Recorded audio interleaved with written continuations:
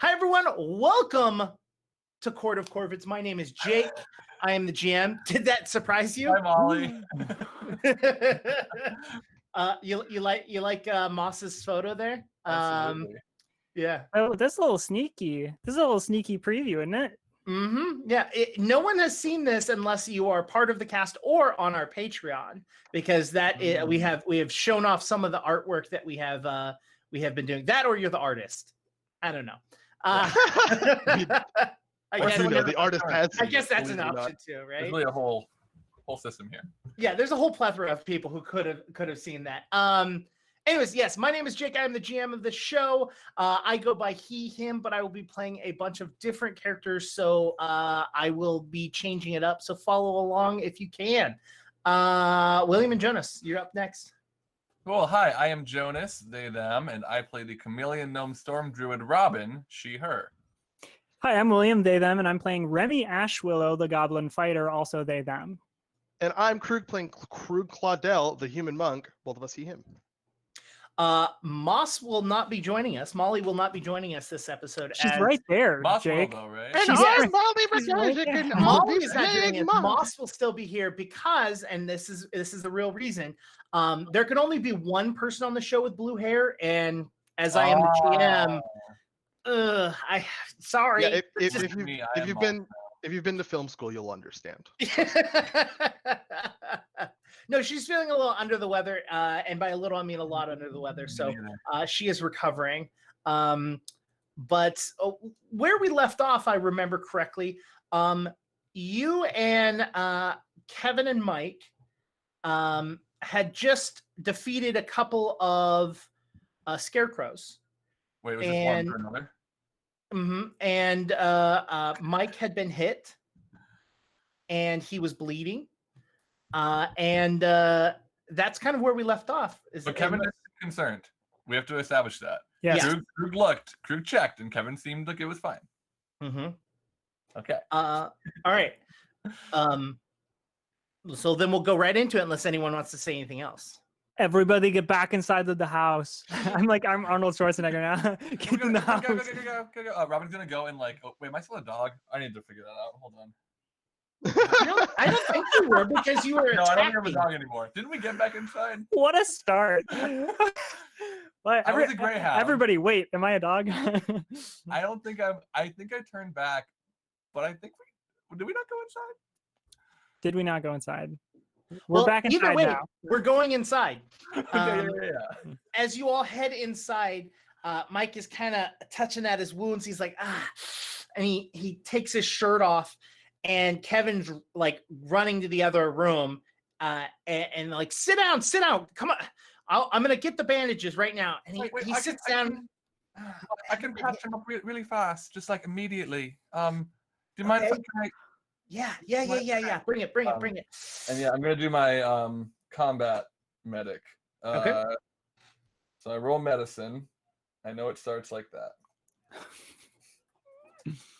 Roll a d20 for me, Google. This is funny because you're fixing up Kevin, who got hit once, whereas Krug is like just lying down at 10 health. Like, yeah, I'm fine. Don't worry about it. Just I'll get you next. That's 13. Okay. Which I think for the medicine check is just a regular. Isn't it a DC 15? Oh, is it 15?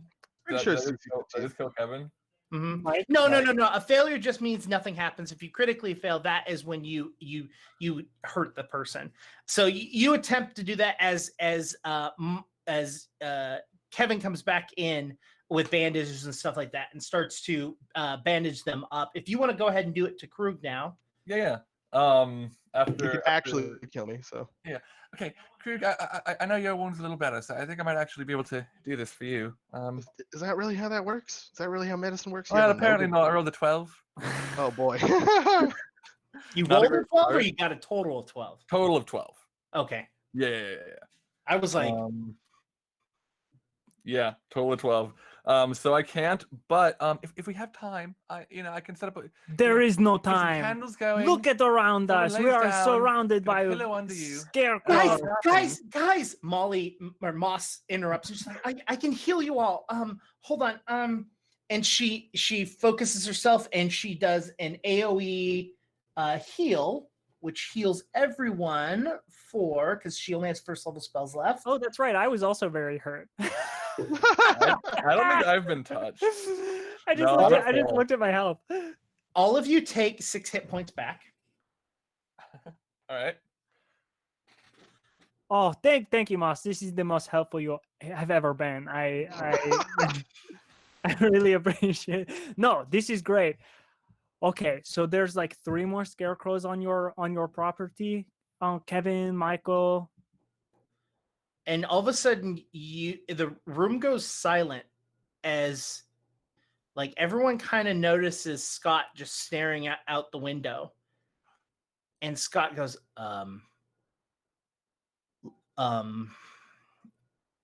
look outside. I'm gonna go ahead and look outside. Robin grabs Remy's hand and goes over to look out Yeah, the window. we look outside. Everyone roll a perception check. Aye. You can't just tell us. You told us to look. I'm looking at the you window. told us. You tell me a window's gonna prevent me from. Oh, you rolled a 1. I rolled a 1. 24. 24. 16. 16.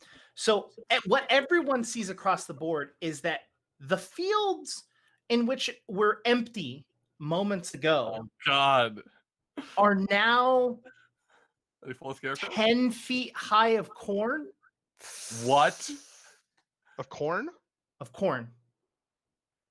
Oh. Well, that's Like corn stalks, not just like piles Handy. of corn cobs, Yeah. but like so corn. that corn around here grows pretty fast, huh? And Mike and Kevin go, not that fast. it's a corn automaton. A corn what do we call them? Construct. A construct. Is that what Like you're a construct. the corn? Okay, the corn is weird. I think Is we the can all. corn- Remy turns to the group. I think we can all agree the corn is weird. I never want to say this, but I think the corn is threatening. I'll raise that to threatening. Krug and Robin, as you are looking around and observing the corn, you start to hear noises on both sides of the house of like things moving through the corn. Moss goes, Snowball's out there. We what's how God? It might be an illusion. Okay. Okay. Does what that could- change the danger we're in? No. Do you have a secure barn, Kevin, Mike, that maybe we could sneak the horse into while we figure this out? I mean, we have a barn, but I can't see it anymore. The corn. Don't worry, I will get Snowball. I'll bring Snowball into the house. You're used to having horses in your house, right? You are a farm. I mean, yeah, we I mean, get the horse in here. I don't yeah, I mean it's Okay. fine. Okay. Here I go. Everybody, watch me. I want some people look out, but I'm going to go get the horse. Okay. And gonna Moss go- goes, I'm going with. Yeah, me too. Moss, you are so fragile. Snowball is my horse. You will be no good to Snowball if you are dead. You stay. No, you can but stand in the doorway. Snowball is my horse, and she'll listen to me. She will come with us. Stand in the doorway and neigh then. No, But and what happens when you get hurt? Who's going to heal you? you can do it from a distance. I've Not seen if I can't you. see you. Well, I am very. You know what? I'm very short and I blend in to my surroundings because I am crafty, but not as much as my wife, who literally can blend into surroundings. Let's go. Okay, I sneak over to the door. I'm gonna open it like we're in like a horror movie style. Like, All right. Moss Well- is also going to roll her stealth. I'm peeking out. So here we go. Stealth roll coming at you. Oh wow! Thank goodness. I swear to God, if you playing Moss ruins this for me right now. Oh, that's right. My stealth is actually garbage. Well, that's an 18. I got an 18 for stealth. She got a 12. Okay. It's not horrible. So Sure. she's And, behind- oh she's yeah, and behind you. Pathfinder, yeah, that's fine. The numbers don't get very big in this game, so No, not at all. I want to be keeping lookout for them. Okay. Should I roll perception for that as I'm watching over the path? Mhm. Cool. What is? I'm refreshing Google. 16. A 16? Yeah, I mean, you definitely see moss. Mm-hmm. Remy kind of goes a little bit clear. Off I go. All right, you're clear. You're clear, Remy. So the two of you sneak through the corn. Every so often, you can hear Moss stepping on what seems to be dried a corn husk, and you hear the rustling of the corn as she moves through. But she's trying to be as quietly. You get to Snowball, and Snowball, the whole entire caravan is surrounded by corn. Like, you cannot see it. Like, if you weren't like touching it. So I'm like passing through like corn stalks, like trying not to touch stuff, and I get to the caravan. Okay. Mostly magnificent. Is there like, do we need to unlatch something? You get on the other side, unlatch on that side, and I'll unlatch on this side, and we'll both get on Snowball and we'll ride out. Oh, okay. Hey, no, here's the thing. I don't think I've ridden a horse since we've been across like out of the peaceful city. So like, one, this will be able to mark off, and two, a horse is faster than I am sure. So, and we should just get the hell out of here. What do you say? Yeah. Oh yeah. No. Yeah. I mean, like, I don't feel very comfortable out inside, and I'm climbing over Snowball like, the other side one. So this is like, not worst case scenario, but definitely not what I want to do with my day. Sure. So here is your options. You can roll either a thievery or a survival I would even maybe a nature. You choose for being able to unlatch the horse's pieces together. Nice. I love to roll all of my worst stats. This is great. I mean, if you've got another option you'd rather use. No. I'll do thievery. Should I use a hero point this early on? No, it's fine. I only got an 8. An 8?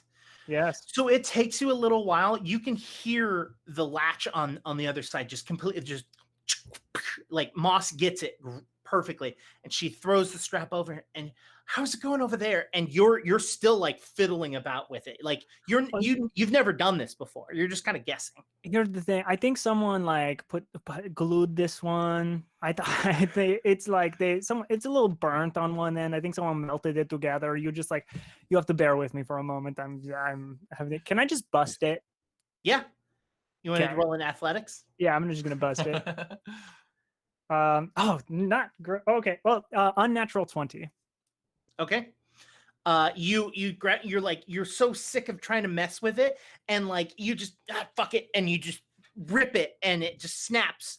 And as it snaps, you can see Moss hopping up onto the horse, reaching down to grab you to come on up.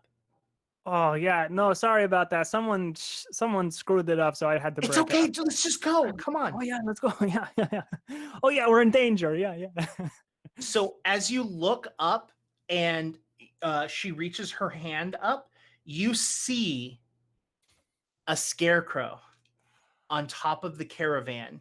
You see a scarecrow on top of Snowball. So as you look up to grab Moss's hand, you can see a scarecrow standing right there. Please roll initiative. Okay. Do I see this? Is this something we can see from inside? Roll perception. There are penalties, so just be aware of that. 19. 29. 15. I refreshed Google. I refreshed Google. What? What are you confused about? Nothing. There's Okay. nothing to be confused about. It all makes sense, Jake. I'm not confused All about right. anything. Okay, so Remy has a 19. Krug, what was yours? 15. 15. And Robin had a 29. Is that correct? It's actually 31 because I don't think I have these conditions anymore. You I'm have not conditions? waiting. Yeah, so 31. Yeah, I was going to say you don't have any conditions right now. Mm-hmm. You do all have a -4 because of it being obscure. Mm. Oh, do you want me to? Or are you doing that on your end? Yes, I'm doing that on my end. Okay, cool, No, cool. we're supposed to know that, William. Play the game. All right. I'm loving these puns, chat. I just gotta say, keep them coming. I was about to say the exact opposite. Oh my god, Hard groaning. Wait, you're loving them. Krug is saying the opposite. I'll be the middle ground. Some of you are doing very well. So as you look up, it swipes at Moss. Robin, you are able to see this, Okay. and you'll be acting right after Remy. Okay. The first swipe of this metal grasping arm reaches out and it slashes across Molly. Metal. And by Molly, I mean Moss. Keep doing that. I know. And I feel bad because she's like the only one I do it to. I mean, my name's not Joan. It's yeah, and my name isn't Wilmy. Yes. It's literally know. impossible. But for we you do to have do. Krug. They're not. Oh yeah, Krug and Krug. That one's easy. Krug and Krug Claudel. I nat 20'd on my second attack. Okay, cool. Jake, you're End attacking of the yourself. Just campaign. lie. Yo, if you kill Molly's character when she's not here, I think Court of Corvids is over. Well, Yeah, you say that, but Moss goes down. Oh. Huh. Oh, that changes so much. Well, Remy, it's your turn. don't worry, everyone. I'm the healer. I'm gonna heal with my blade. Hey, good healing is getting effective kills. Well, you know my house rule of like if I don't say I bring my bastard sword, I don't have it. But you know, Yeah. but you did the last episode where you left it. I did at the end of last episode I had it. So Oh. I've got it. Okay, I got it. Because I got it from the caravan. Oh yes. Well, yes. I've got this sword. And Molly just went down. Is Molly So you're did Molly on like the horse slump now, off the by the horse? way. Is Molly still on the horse? Molly's on the horse, and so are you. Well, hold on. I'm making a move. I'm trying to change Moss's name to Molly. No, okay. So Moss is still on the horse. I'm on the horse.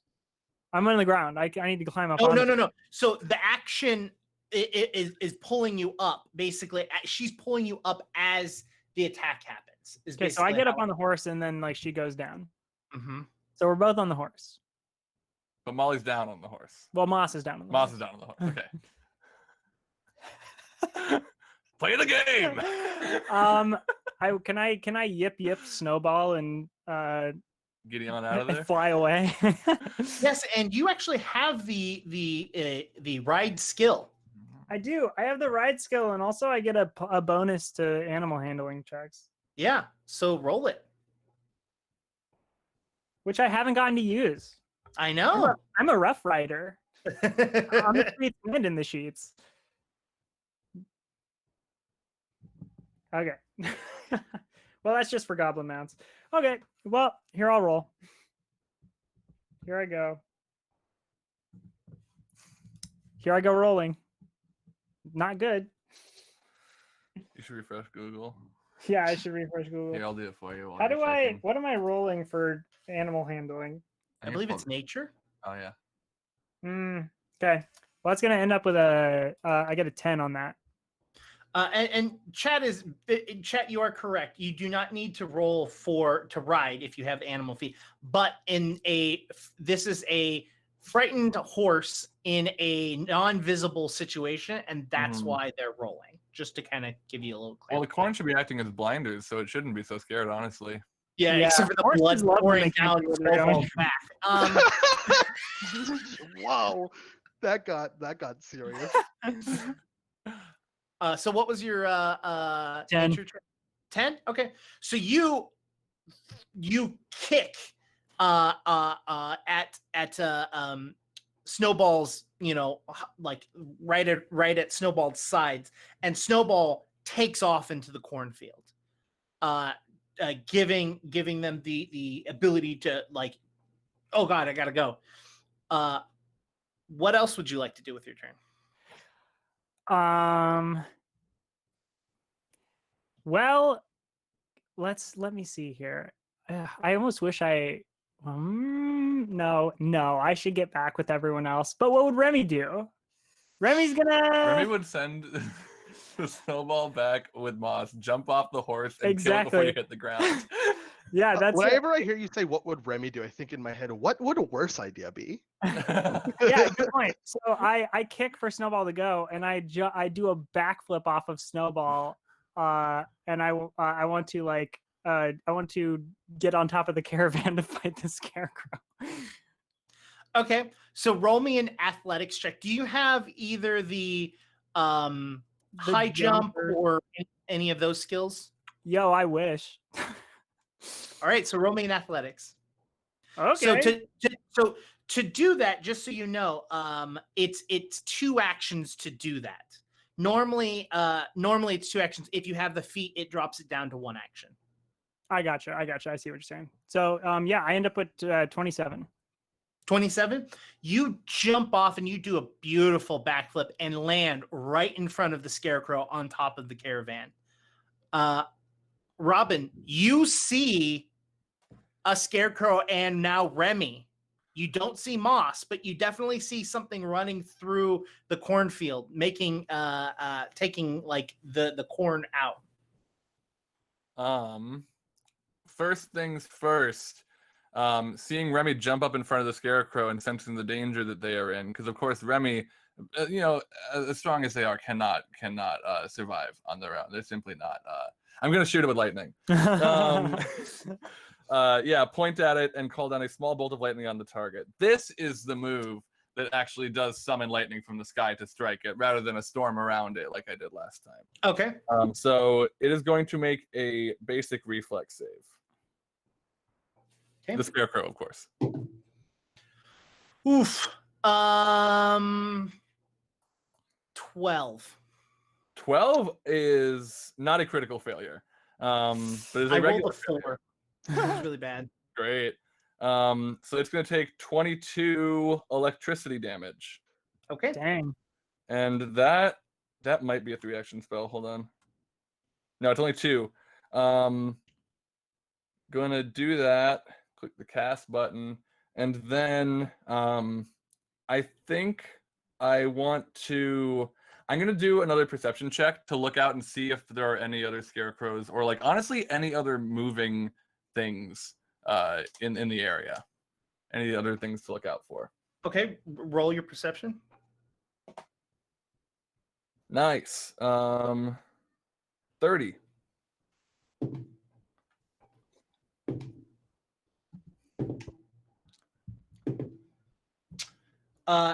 You notice that there are at least 4 other things moving out in the cornfield. At least. Okay. Yeah, so Robin just with the rest of my turn, Robin just yells out, Remy, get it down quick and get back here. There's more coming. At least 4 of them. Probably more like 12.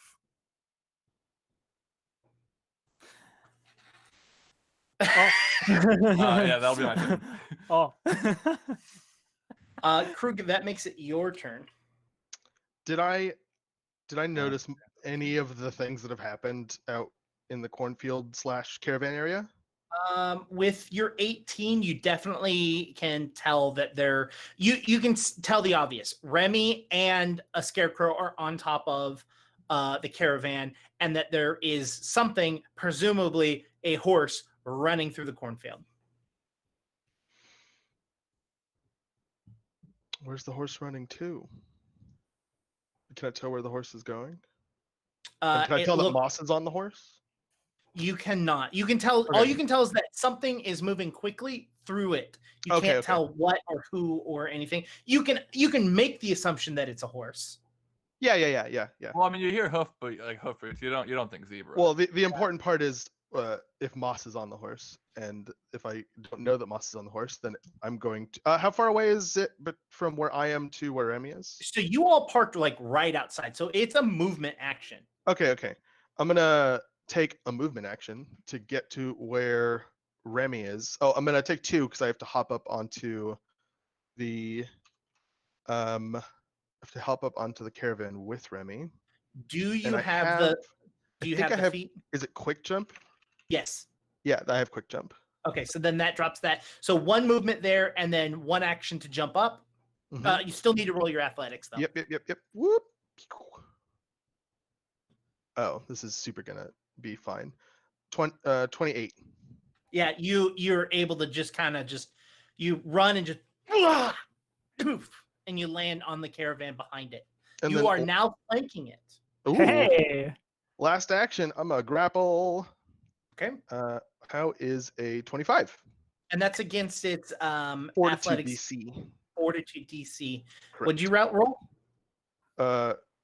25. 25. You barely succeed. Nice. So if I succeed, it takes 3 damage. Damage. And then this is really important to me as a character. Did I see Remy jump off of the horse? No. Ah. The corn is the height of the caravan, basically. Yeah. Okay. And In that Remy is case- the height of less than the corn. I'm gonna look at Remy and say, Remy, did you hear the 12 scarecrow thing? Can you finish this thing off so we can get back inside, please, quick? Is that the joke? The 12 scarecrow thing? I don't think so. I mean, I don't see him, but Hey why Remy, would you joke about that? 14, 15. did you hear the 12 scarecrow thing? Oh, I don't know. They said, hey. 12 scarecrows walk into a barn, then Remy kills one of them, and then we both run away. So that's all. That's your turn. Mike gets up as he's holding his wound. It's closed up mostly, and he walks over and he sticks his 2 fingers in his mouth and he just lets out a loud whistle. And Snowball turns direction and starts coming back towards the house. Kevin then stands by the door, like moves up towards the door, and they just kind of are ready for the horse, and they're prepping for the horse as Scott just kind of stands there like frozen, watching what's going on, not really sure what's going on, just knowing that Remy is over there, Snowball's running back, like not 100% sure what's happening.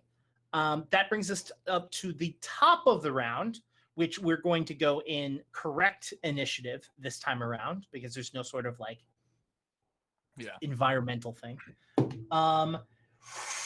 Remy, I'm going to need you, because you're starting your turn, to roll me a will save.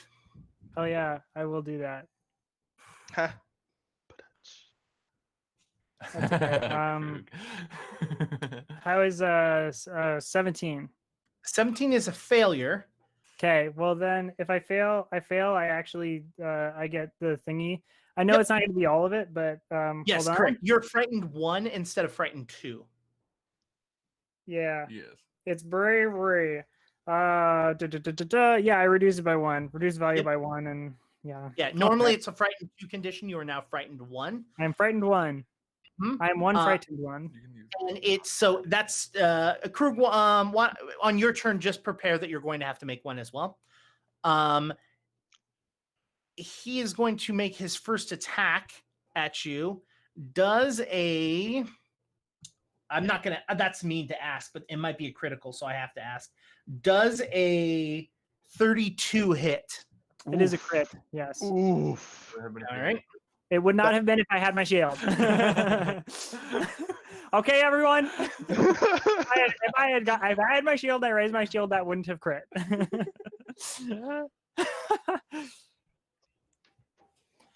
Take 34 No, he's down. That sucks. hit points. They're down, Sorry. but they are. But they are though. They are very down. Oh boy. That's Krug. 2. Boom. That's It 2. turns to you. We Yep. went off the road into an area that we are under leveled for, and we're just like trying to get out before we accidentally run into the boss. Yeah, but we can't save scum in this game, so So if it makes you feel better, I rolled a 2. that So hey, does crit fail. Oh wait, hold on. Well, you do this part. Yeah. Yeah. So I have to plus. So does a 10 hit? Crit fail. It doesn't matter. Hey, it falls into branches. Okay, how do you grappled it? Did you account for the grappling, Jake? Oh, I have to roll a flat D5 or a flat 5, right? Yeah, Yeah. All right, I'll roll it right Oh, now. No, I don't think or something. so. Wait, what is the Okay, and grappling? he's just grabbed, right? He's just grabbed. He's Yeah, not. because I didn't critically succeed that check, did I? Oh. No, you Oh, did not. no, you didn't. No, you Okay. succeeded by 2. Does it do anything for like the attack? I'm double checking. I don't think it does. Oh, Like Uh, a it's for a -2? manipulate action while grabbed. You have to succeed a DC 5, but strike is not. There's no minus or anything. -1 even. -1 maybe. -1 would still be a crit, actually. -2 wouldn't though. All right, we're fine. Everything's good. Nope. All Wait, right, it's But you third attack. manipulated me to death. Can we just say that?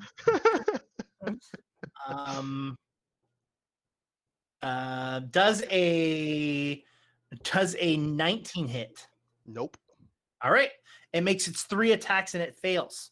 That brings us to so how initiative works is when you die, you move immediately after the creature That killed you. Yep. that killed you. So Remy, roll your death save.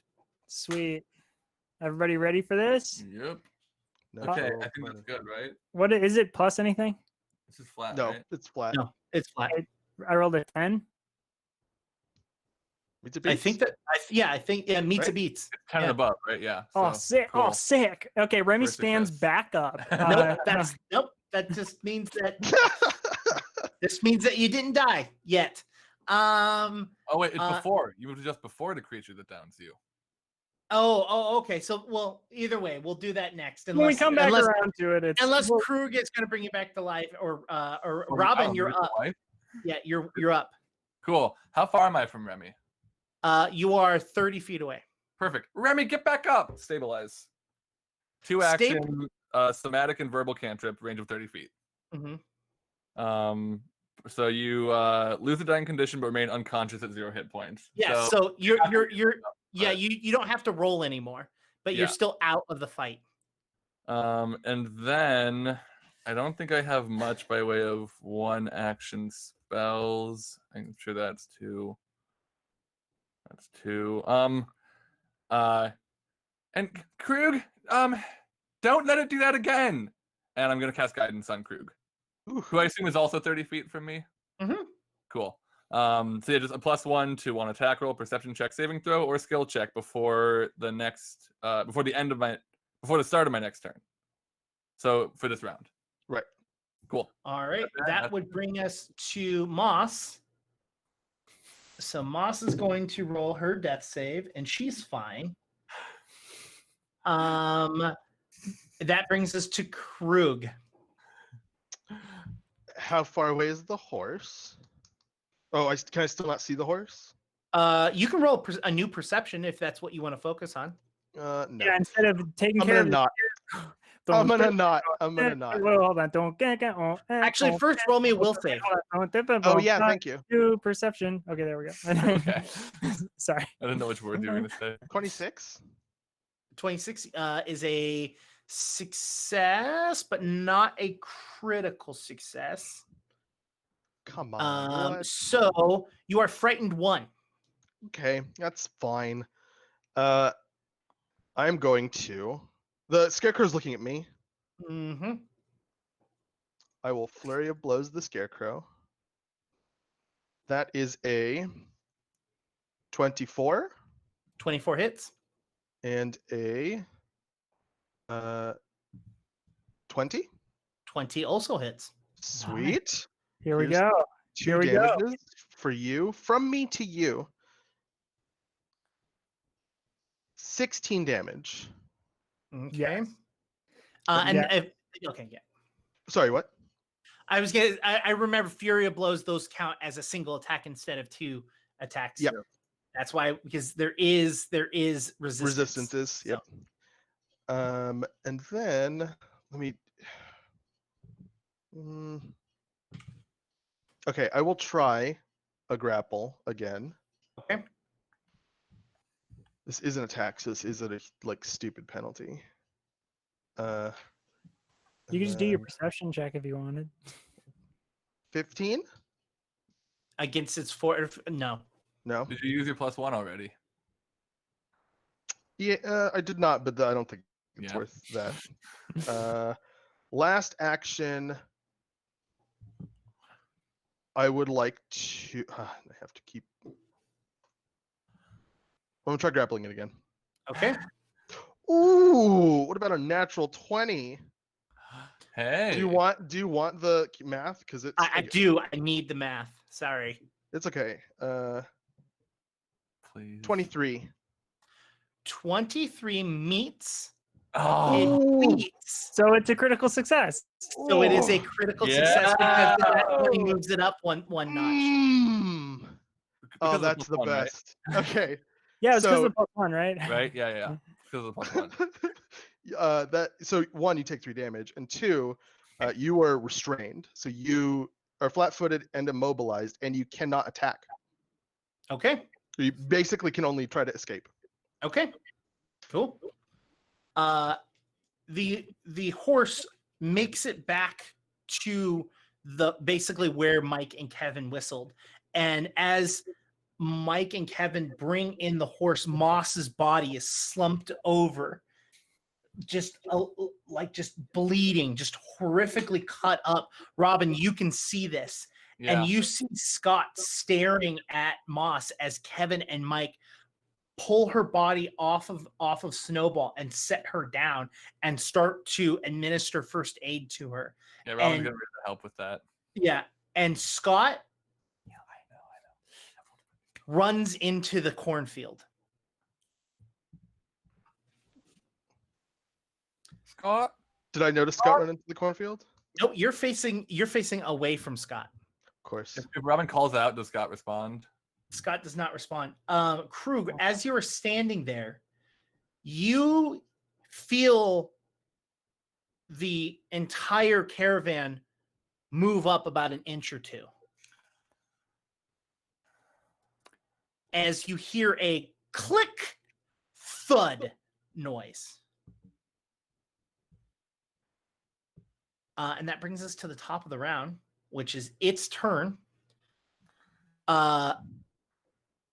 Krug, what does it need? It needs to roll an athletics check to get out of your grapple. Is that correct? So you can either escape or force open. So that's So, athletic or let's see. Or acrobatics? What is this? Does a 28 athletics break it? It would, yeah. Okay. So it as it does that, its eyes start to glow.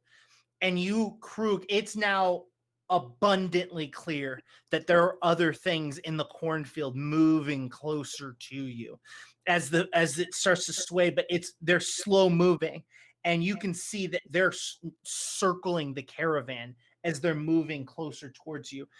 It glows, its face glows bright, and your frightened condition does not lower. But on its attack, it got a natural 1, so Hey! that frightened, scary description means nothing. That doesn't hurt. But its second attack, and its third and final action, it will probably hit 23. Hits. Damn. Okay. Is there hold on. Is there yeah, that hits.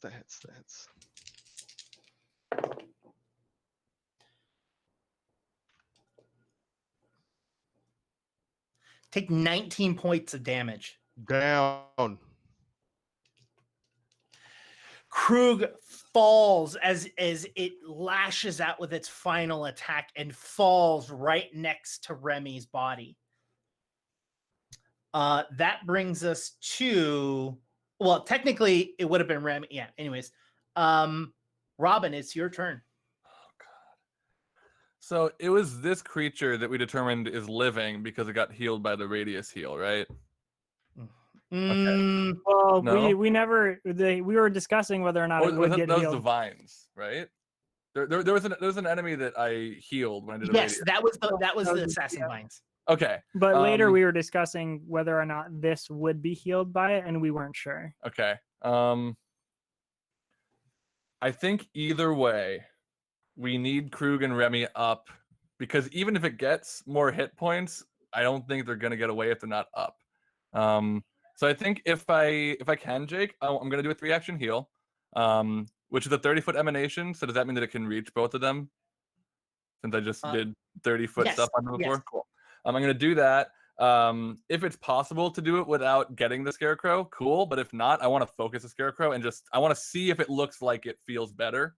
So the scarecrow it's literally like Remy is like at 30 feet. The scarecrow is at 35 feet, and Krug is at 20 feet. Like that's they're literally in a line. Gotcha. So there's no way of hitting Remy and Krug at the same time without also hitting the scarecrow. Gotcha. And Moss is right next to me, right? Yeah, Moss is on the floor currently. Cool. So yeah, I'm gonna hit it. And I guess it'll hit Kevin and Mike and maybe Scott if he hasn't run that far, and me and Snowball. Yep, it will hit everyone. And wait, let's keep saying it. And Anyan. The bugs that are in the attic. The bug, the greyhound that I used to be, and Dogscan DeGorno. Let me roll my 2d8. I'm doing the second level version. Did you say the greyhound that I used to be? Yeah. That's such a weird sentence. The greyhound. It's the name of my memoir. The greyhound I used to be. Okay, that is 20 total. Okay, everyone you have healed for 20 points of damage. Wow. And squinting in, zoning in on that scarecrow, I can roll a perception if you want. I want to see if it straightens up. Seems like it looks better after that. Wait. Yeah, roll me a perception. What do you add? So when you do the area of effect heal, it's 2d8 plus what? Plus nothing. No. It's only a plus 8 at the second level.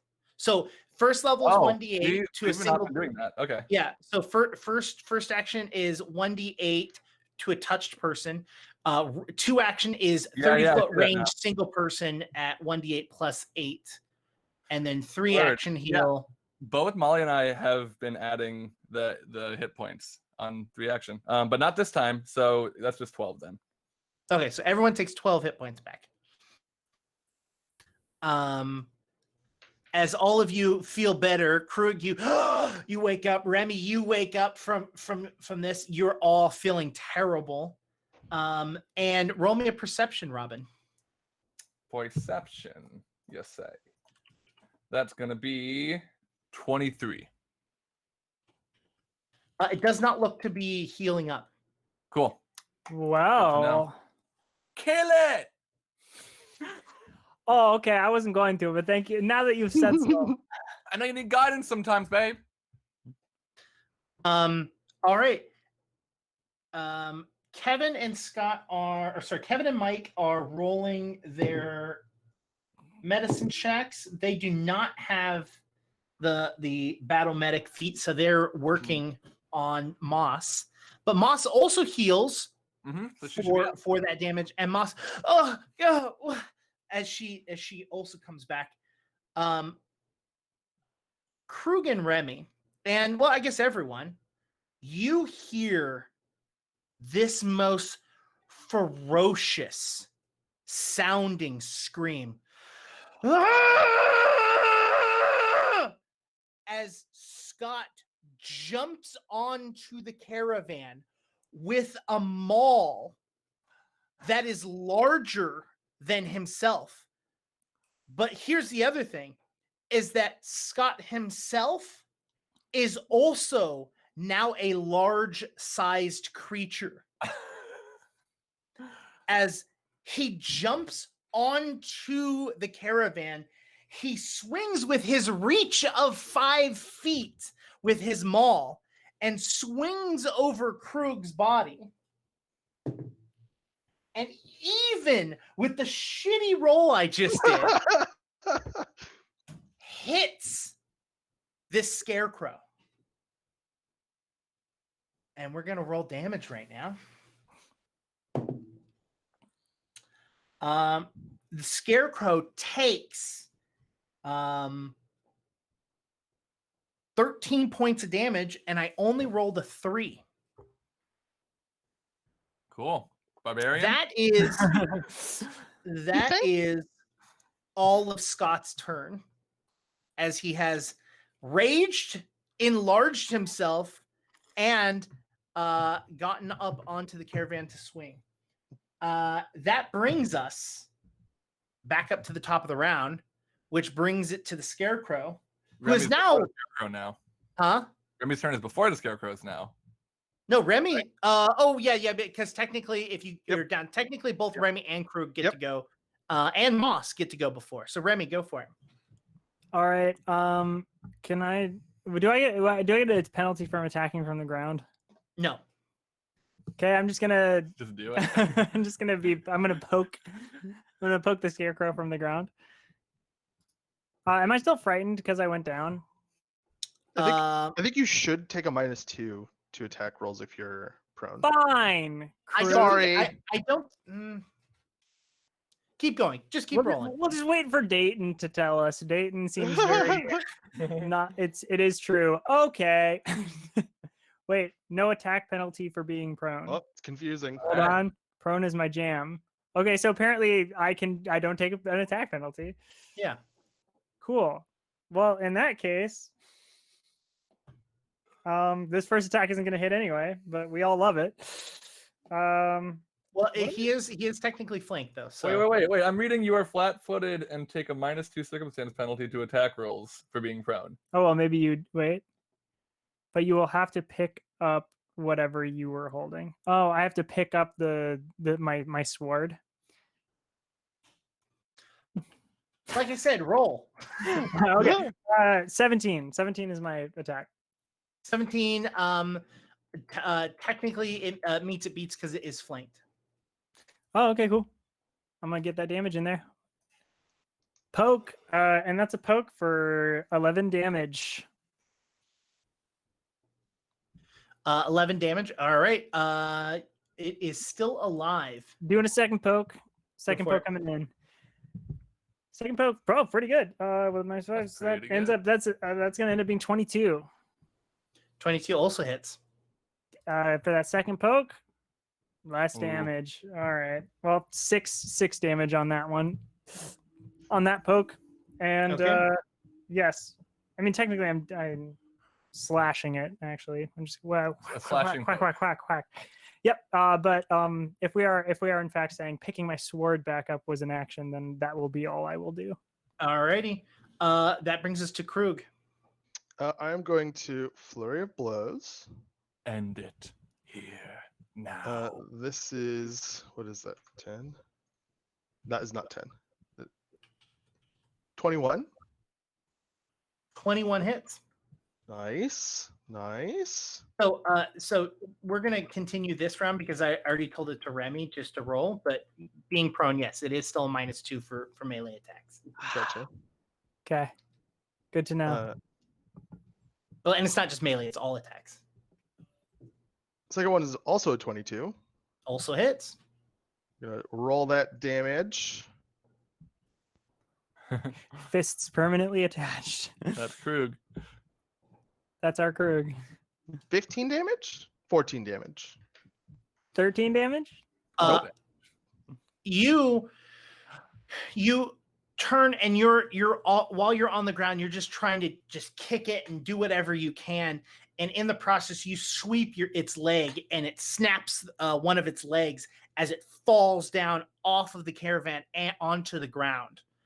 I don't know if this is gonna do anything because Krug doesn't understand how magic works, but I'm gonna, if I can, before it falls, grab the pumpkin head and pull it close to my face so that the eyes are like right up against my face. And I'm gonna say, if I ever find you, I'm going to make sure that you never ever make any of these little things again. I'm gonna break every one of those fingers, and then I just smash it on the roof of the caravan. All at unison, you hear from the cornfield, it repeats what you said. I'm going to break every one of those fingers. Say pee-pee.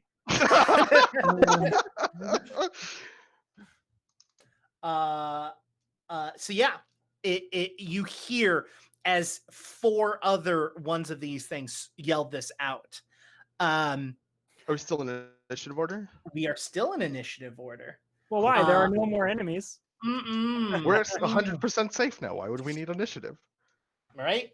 Moss also gets to go as she gets up and she's down to her last 12 hit points. She turns around, and I should have Moss's character sheet up, shouldn't I?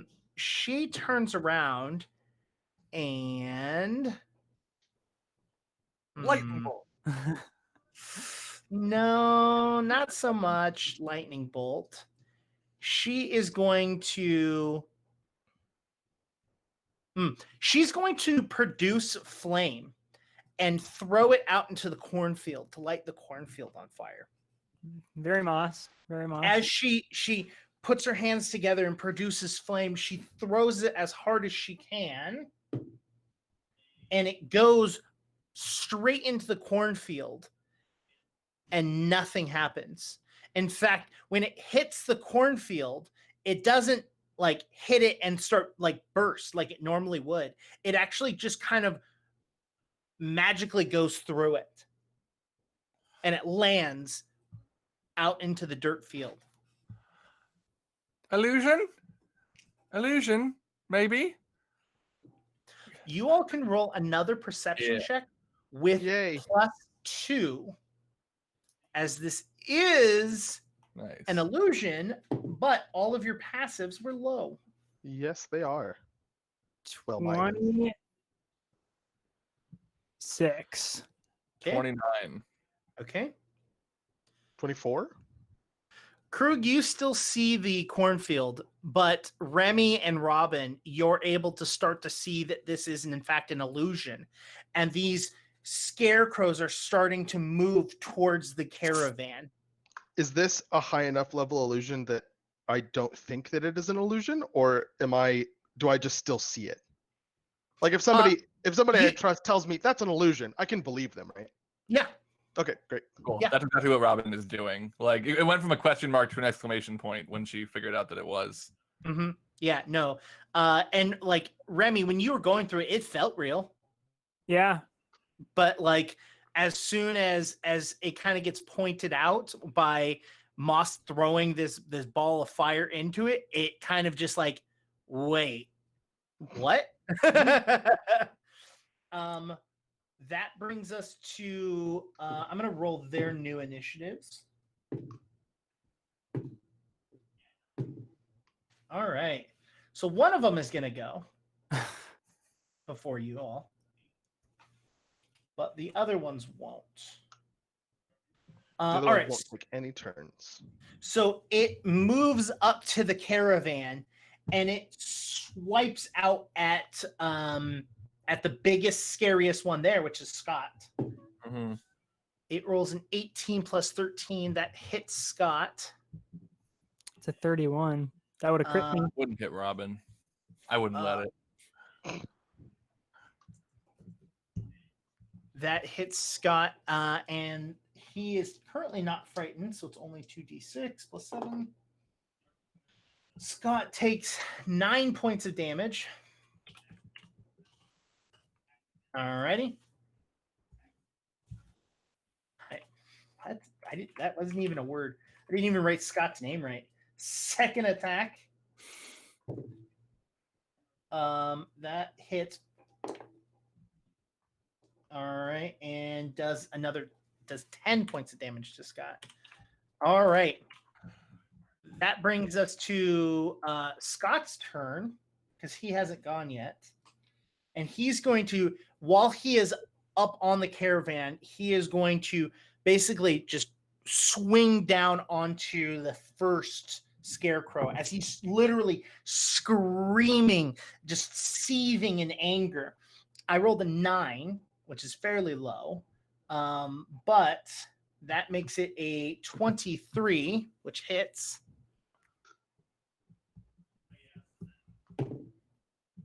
Ooh. Scott's maul swings and does 21 points of damage to the scarecrow. All right. And he's going to make his second attack.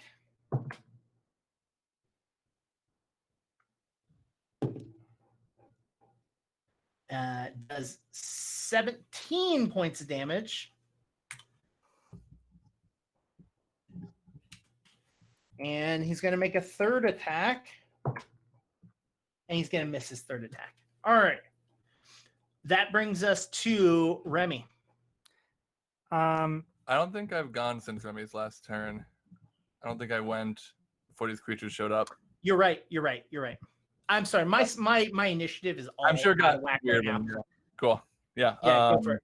That's all right. I'm always on the seat of my pants, ready to throw some fire, which is what I'm gonna do. Can I? Is that scarecrow that's attacking Scott within 30 feet of me? Yes, it's Cool. right at that. Edge. Yeah. A small ball of flame appears in the palm of my hand, and I throw it at it, and it's gonna be against its AC. 28. 28. It hits. It almost crits. Oh my god. Oh, if I had given myself guidance first, I would have. In fact, is off by 1. Oh my god. All right, cool. Well, I'll still roll my 2d4. Oh, plus the spellcasting ability modifier. Hell yeah. Nice. 7 plus 4, or is it plus 5? Plus 4. 11. 11 fire damage. Okay. And then my third action, I'm going to cast guidance on Scott and just say, all right, Scott, I like the energy. Let's all you get back here, though. Smash it if you can first, though. He's got a +1. All right. You definitely notice that the fire is doing way more damage than anyone else is. Mm-hmm. And if you've got fire, somehow use it. All right. That will bring us to Remy. Okay, I'm gonna get up Okay. and then I want to. So there's a scarecrow. Where's the scarecrow that Scott was just pounding into? It is on the ground, swiping upwards. Oh, okay, cool. I'm gonna jump down like behind it. I'm gonna get off the caravan and go behind it, and then I'm gonna slash it. Okay, so you're gonna jump down. Yes. Okay. Yeah. 23 to hit. 23 hits. And that's gonna be 8 damage. Slash. All right, 8 damage. And I've done it all. So you jump down and you swing your sword, and as you swing it, it cuts right through the hay, and it's like its guts as it just kind of just flays and flies into the air, just kind of like a hay confetti bomb, just poof, as it just shoots out. And then I look at Scott and I go, okay, see, like, no, this is why the entire time you've been with us, I wanted to like spar with you. Like, I want you to train me. I want to get really angry and grow like really big. Oh, wait, I kind of can't. Hey, babe. Yeah. Can you make me big again? Tomorrow. Oh, tell me about it. Scott literally is just like, Come back. Well, I think I've used all of my actions, so I Krug, it I is got your up, turn. I got down, and then I clowned. Yeah. So there are 3 left, Krug. You do not see them, but you have been told the cornfield is an illusion. Can I make another perception check against the cornfield? Yes, you can. I will do that. What will I assume? Mm-hmm. 26? Cool. You're over it. Sweet.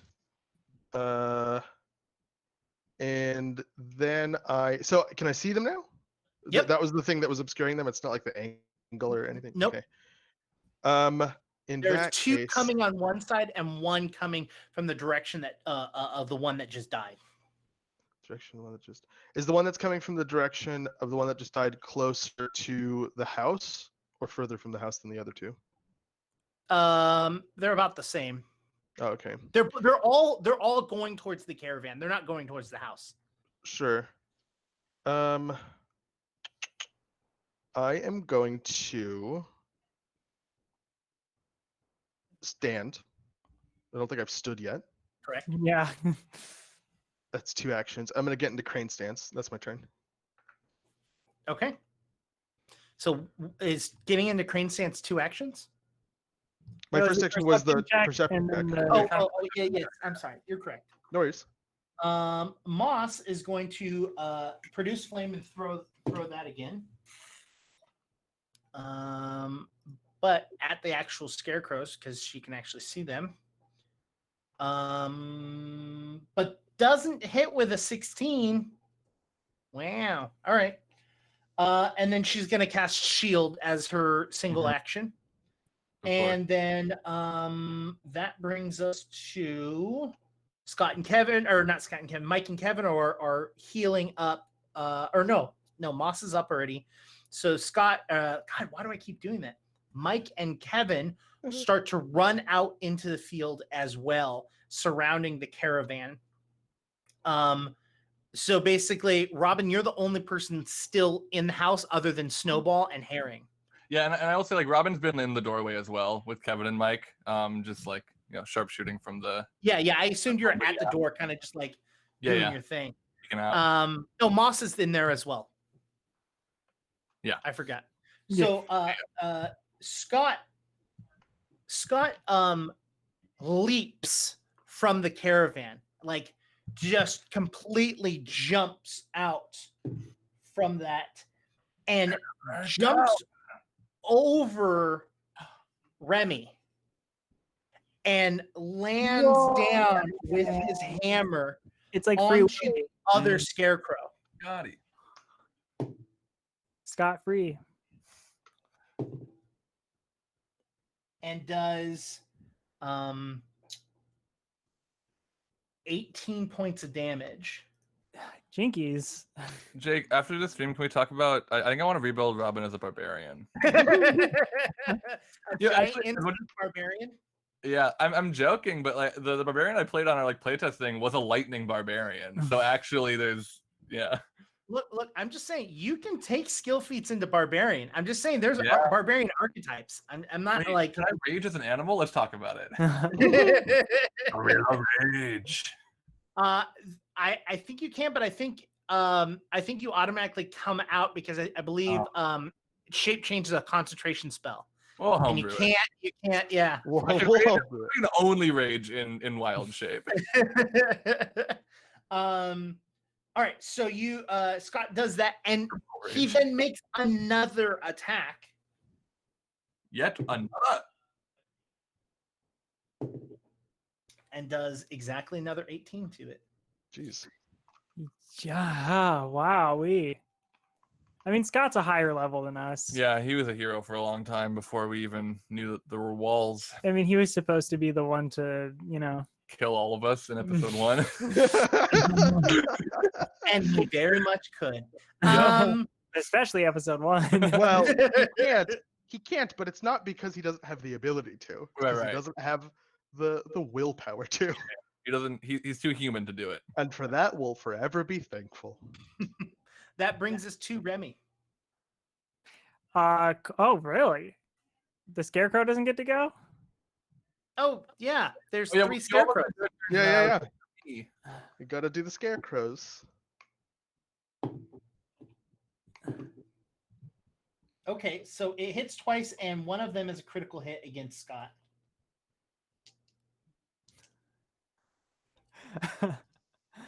I'm that kind of. Save. Hold on. Got to do that will save. And makes it. Okay. I rolled low, but So just 17. frightened one.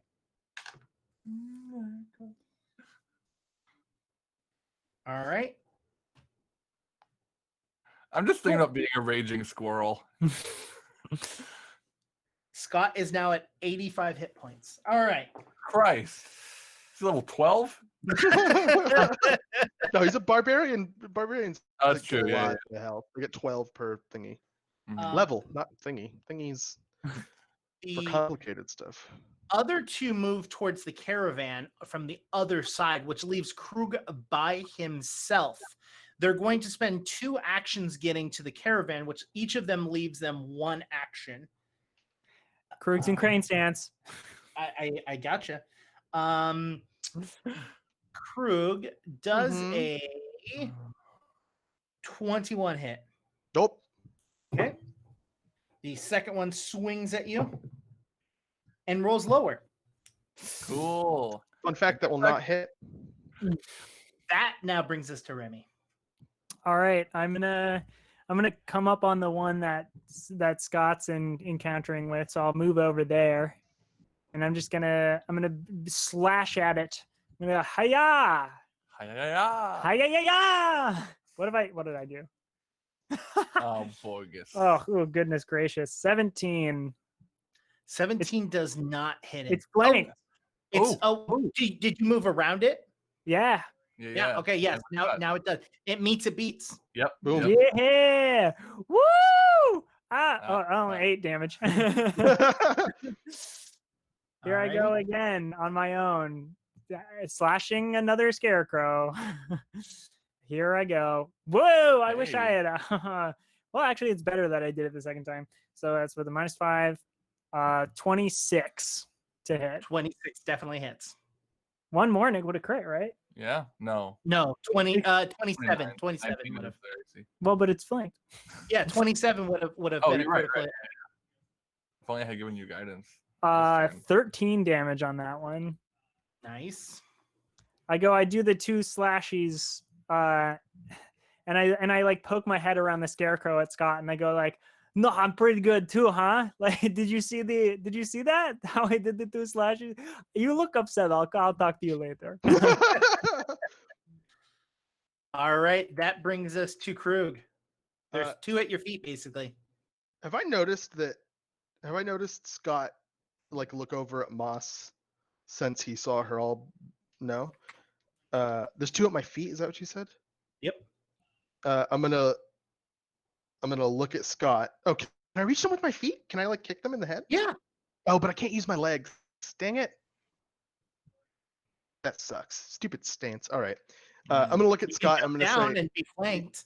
yeah. How about no to that? How about no? How about no? How dare you? This is hard. I don't know how to. Ooh, okay. All right.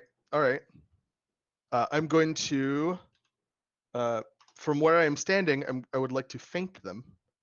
Okay. Thank them. So no, feint. F-E-I-N-T. So nice So to that's a deception. The deception against their perception DCs. Mhm. So, I can't ooh, and imagine. this doesn't have the attack trait. Neat. How about 14? Failure. How about second action? Much better. 26. Success. Nice. Wait, let me get this straight. You fainted, it didn't work, and then you were like, "I'll just do it again." Yeah. Yeah. There's no I want to reason. know. I want to know narratively what that looks like. It's like I'm going in for a punch and trying to pull back, and they realize that I'm gonna pull back, and then the second time I go in and they like get thrown off balance, but I'm not actually going in for a punch. That's the way it Okay, works. I gotcha. You know, Okay. it's like they're trying to avoid strikes that aren't coming. They're coming like not really Yes, very I quickly. get it now. I'll have you punching down at them through your stance too. But that's not really Pretty cinematic. it's not really helpful. Your imagination. I was hoping I'd crit. I'll do it again. I might crit. No. What was your first one? 14, right? Yeah. Okay. I rolled very, very low. Yeah. I was making sure it was a critical failure. Yeah. I rolled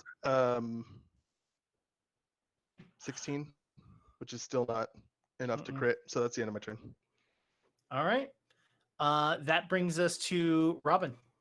All right. I'm going to throw a firebolt at.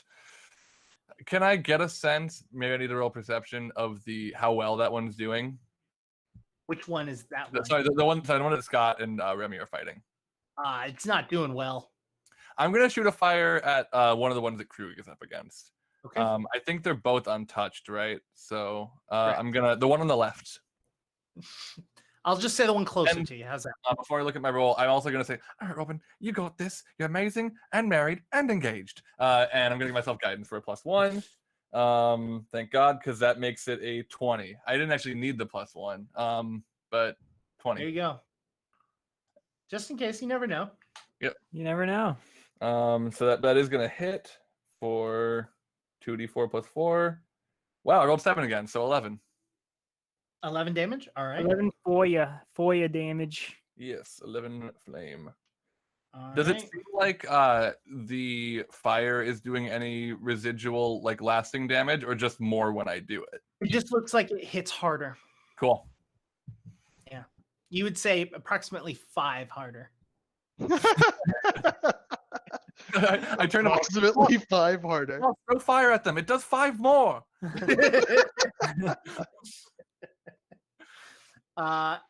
Is that your whole turn? Yes, my turn. All right. So as you tell Moss that, she goes, okay, and she goes, Clokey, come on. And she shoots her firebolt from Clokey.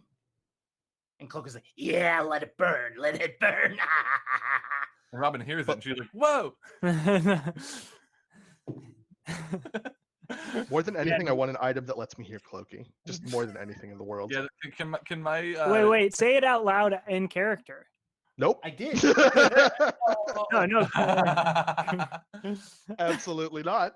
If Krug the player says, man, Krug really wishes that he would that trigger it?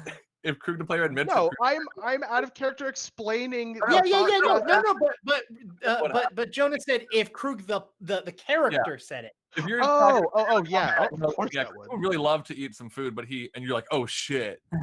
You know, honestly, what one of my biggest fears in this campaign is, like, since I put that amulet on, is somebody in chat going, "Wasn't that a wish?" ? And just being like, oh! I can't wait. Yeah, Yeah. so the firebolt shoots out of the cloak and hits the same one that Robin hit, and it just sears into it. That brings it to their turn. The one between Scott and Remy is going to attack. Remy, heads or tails? Tails. Cool, it's attacking you. I did it, everyone. I saved Scott. A 30. Hold on. 8 hits. A 38. Would you roll a 19 or something? What? Yeah. Wow. Yeah, that's crit. That crits. Do me a favor. Roll me a will save because you never did on your turn. Oh, it's a good point. It's a good point. I did not do that. Yeah, I my will save as soon as I find that's 23. 23. Okay, so you're not feared. Heal yeah. Woo! So you're only going to take 28 points of damage instead. Oh, 28. Yeah. Yikes. I'm down again. No. I only got healed for 12. Yeah. It's a good thing I got the scarecrow to attack me instead, because Scott was doing pretty bad health wise. I think we can all agree on that. True. Yeah. You basically saved Scott. As I'm going down, I want to say I saved you. Wait, why are they saying dying 3? Why are they saying dying 3? Because every time you go down, Your starting dying value increases by 1. Right, Mhm. right. Right. Right. Hey, well, at least I'm not cursed anymore, because then if I would have gone down this time, I would have just died. You would have died like 5 episodes ago if you were still cursed. What do you mean? Very Scott's scrawny gonna team. take 14 points of damage, leaving him at 71 hit points. Have you used your hero point, Remy? Wait. Well, yeah, it's they. But Oh, wait, what about Remy got a hero point? I got dropped by a crit. That's what made it dying 3, right? Yeah. Okay. It would have been 2, but would have been 2, but it it was a crit. Okay, cool. Do you? Oh, right. Yeah, I mean, you can use your You hero point. still have your hero point.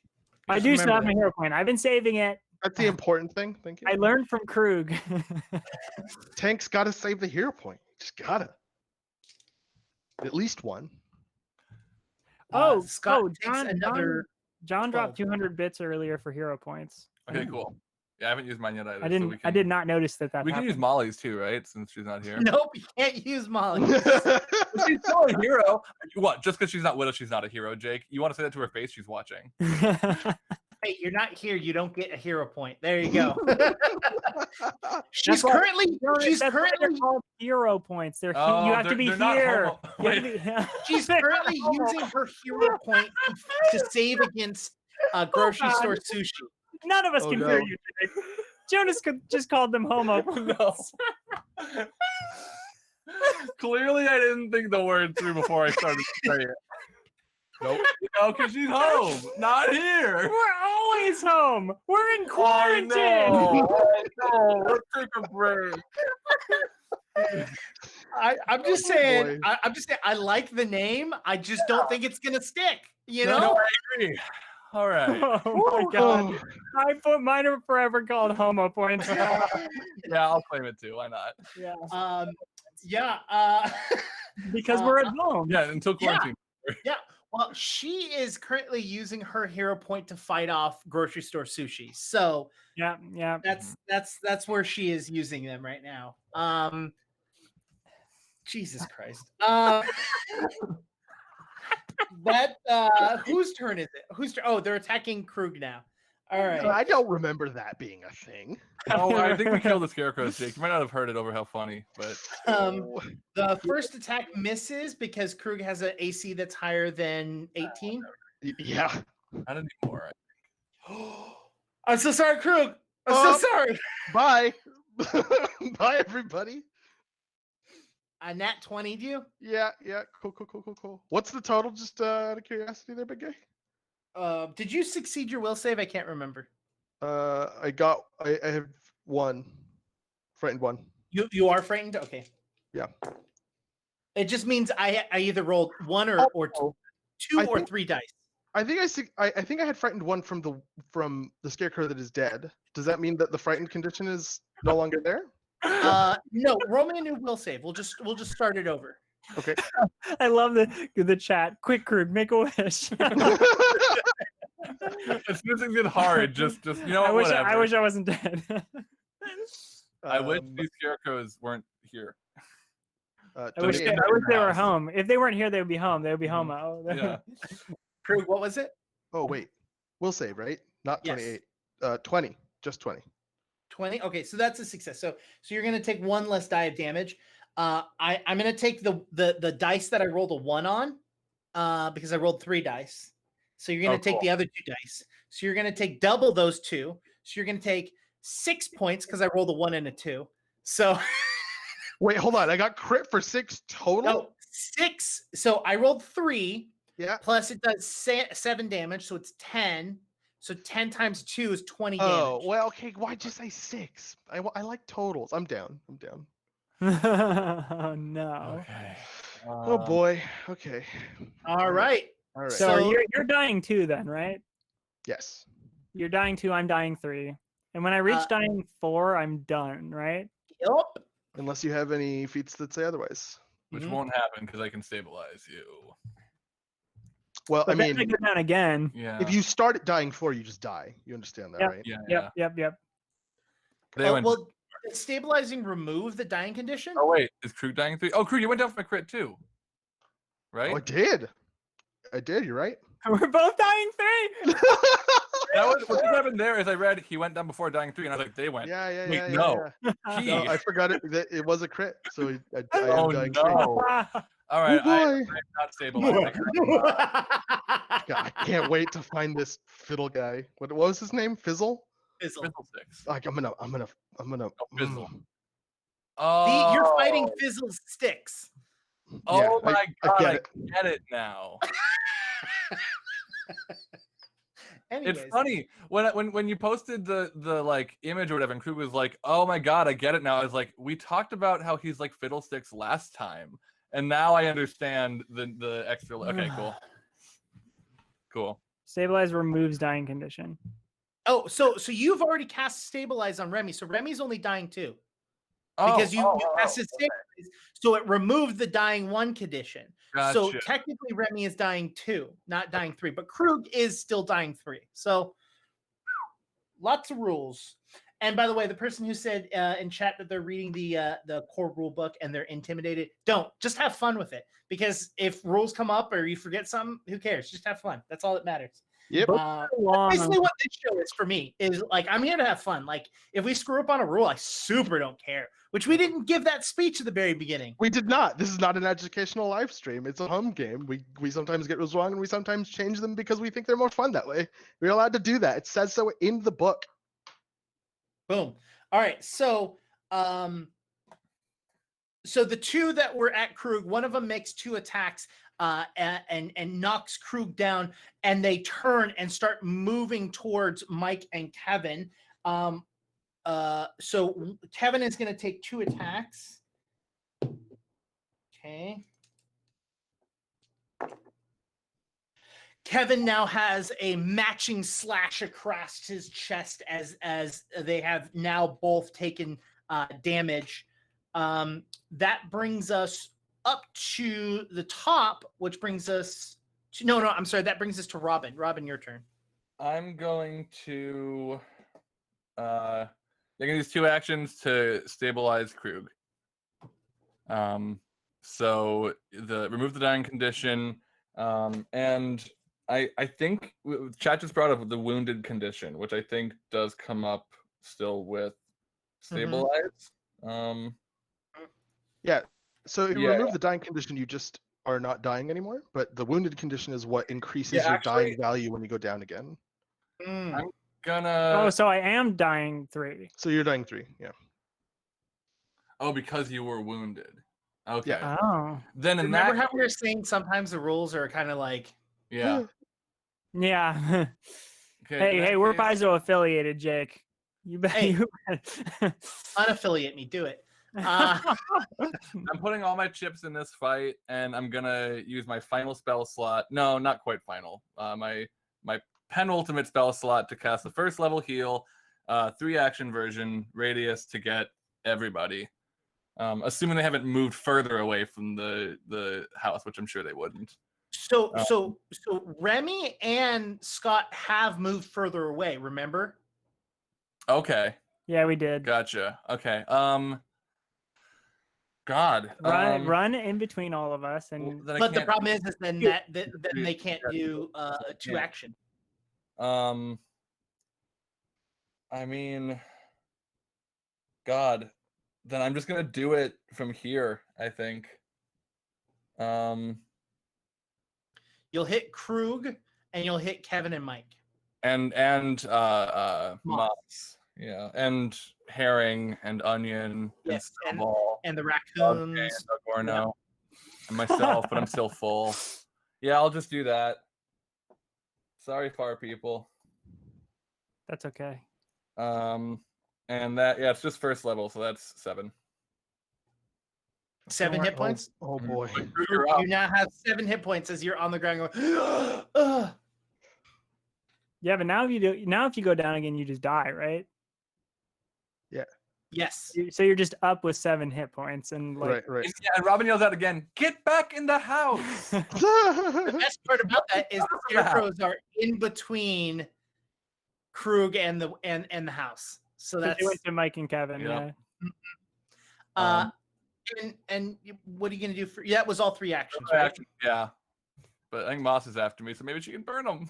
Well, I think that this is a great time for a break. Sure. So we will return with the suspenseful conclusion to this combat in approximately 10 minutes. We'll be back around 6:05. See you then. Bye. Moss, angry, grabs her hands and pushes out another bolt of fire from Clokey as Clokey laughs maniacally that none of you can hear. 23 hits. Oh, Moss. 10 damage. Hell yeah. Hell yeah. Um, 11, but you know. well, 10 damage plus 5, which brings it to 15. Yeah, that's better. Well, you've been doing 16 then, eh? Oh wait, am I plus 5, not plus No, 4? no, I'm doing it on my end. I'm Oh, okay. fire damage does an additional 5. Oh, right. Yeah. So I've been doing, yes. All right, that brings us back to the top. Remy. I suppose I have to make a saving throw, eh? No, use a hero. Well, I could use a hero point. Don't you have to use it before you roll, or can you use it if you fail? You have to use it before you fail. I think see. if you fail, you could die. It's a good point. It's a good point. And if I'm correct, it's 10 plus your dying condition that you have to roll above. So I'd have to roll above. Right. I'd have to roll like a 13 or higher, right? Mm-hmm. Okay, let's do it. Let's use that hero point. Okay, so you use your all of your hero points that you have gained, which is 1. Yeah. Well, and whatever John gave us. Yeah, there's one from. Well, no. So, well, I mean, do you want? Okay, I'm gonna not explain the rule. I'm gonna say, do you want to take one of those hero points now? Oh no. I'm gonna use my hero point. That's right. That's right. Because you spend all of your hero points, no matter if you've got 1 or 10. Oh, I see what you're saying. I see. So that one's a pool that we can take if we need it, but we shouldn't unless we need it for this stuff at least. Gotcha. So you use your hero point, and you come back to life. Hey, congratulations! You have 1 hit point. Scott, did you see me save your life? Are you And still he's literally can I crawl away from yeah. this scarecrow? Wait, okay, I'll spend an action. I'm gonna grab my bastard. Well, your whole, if I'm correct, your whole turn is your death save. Oh, sick. okay. Well, then I open my eyes and I say that fun thing that I said to Scott. What was it? I said, "Do you remember what? Do you see? Do you remember, Scott? Do you remember? Do you remember a moment ago when I saved your life?" It's your turn. I don't know where I am. Where am I? You are on the floor. You have 7 hit points. Yep. 2 scarecrows are on their way towards the house, and they are between you and the house. And you're on the ground. Am I still in melee range of a scarecrow? No. No. Okay, that's helpful. And Moss and Robin are in the house. Is that correct? Yes. So is 120 feet enough to get into the house whilst avoiding melee range of the scarecrows that are walking towards the house? 100. Well, you have to spend 1 action to get up. Oh, I'm on the ground. Oh, okay. Yeah, you Is died. 80 feet enough to do that? I don't know why I remember standing, but I realized that couldn't have happened because I haven't gone. So 80 feet. Is 80 feet enough to do the thing? To get to the house? To get to the house without getting into melee range of any of the scarecrows? Yeah, absolutely. Okay, I'm going to 1 action stand, 2 actions sprint into the house, as far into the house as I can go. And as I pass Kevin was the monk, right? Mm-hmm. I'm gonna just kind of like lock eyes with Kevin and just kind of like shake my head and kind of look down like I am defeated. Your turn, please help.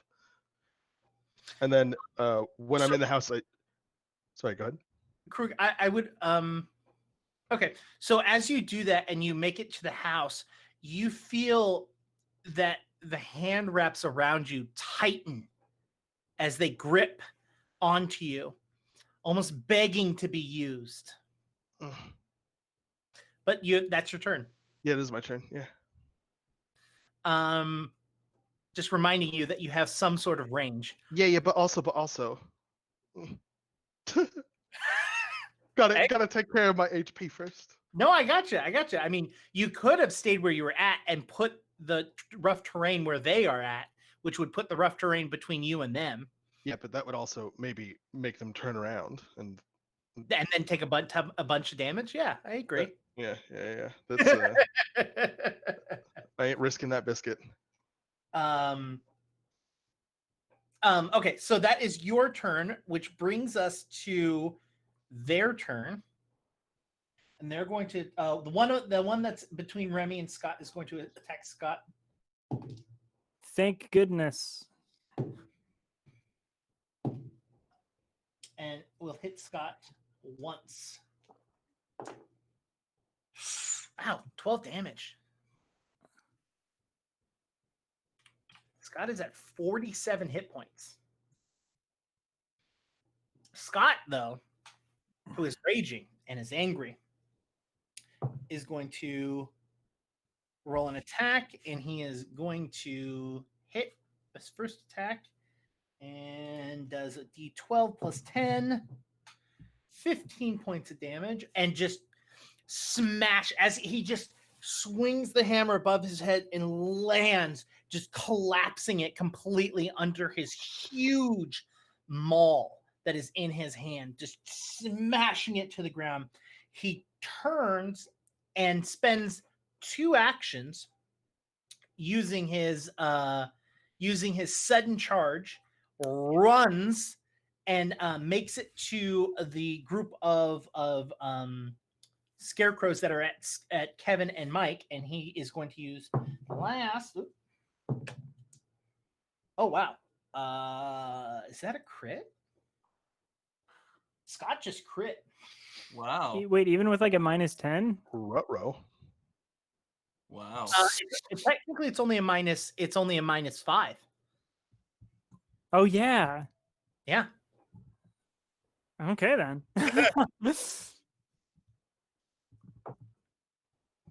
It's bad news bears for the. Does tremendous amount of damage. Does 28 points of damage. I mean, that is a tremendous amount of damage, though. Pretty Which good. is enough to kill the one that Robin and Moss had been killing. So he comes over and just smashes that one as well. You hear the twigs and branches just snap underneath the weight of his hammer, and the gooey squish of the pumpkin smashing to the ground. That brings us to Robin's turn. All right. So it's just one left that we can see, right? Mm-hmm. Okay. I'm going to use my first action to do a perception check, kind of like I did before, and just make sure that there aren't any others coming. Okay. Because again, I did say there was 12. I was kidding, but I did say it. D20, not a D12. How about that? 27. 27. You see nothing. Okay. All right, last one. If you must kill it, do it, but get back as fast as you can. And I'm going to shoot a firebolt at it. Not a firebolt. Produce flame. Okay. And that is 25, which I know hits. Yep. And 2d4 plus 4. Okay, I rolled 1 less this time, so that is 10 before the weakness. Okay. And that is my turn. Alrighty. Moss is going to shoot from Clokey. Pew, pew. In my sleeve. That was weird. Moss rolled a natural 1, though. Ooh. Moss is going to use a hero point. Yeah. Fair. That was an 18 plus Nice. Plus 10, which makes 28. It's flanked, What's which the means she crits. Nice. Oh. Hmm? Wait, what is it? Why does that crit? Because they're flanked. Oh, because they're flamed. Oh, you said because it's flamed. Okay. Flame. Did I roll 27? No, you roll 20. 25. Okay, Yeah. cool. Should be 4, 5, 6, 7. She does 14 damage. I did it. Plus a weakness of 5. So, yeah. 19 damage. Nice. All right. That brings it to Mike and Kevin. They're just gonna wail away at it. Mhm. Yep.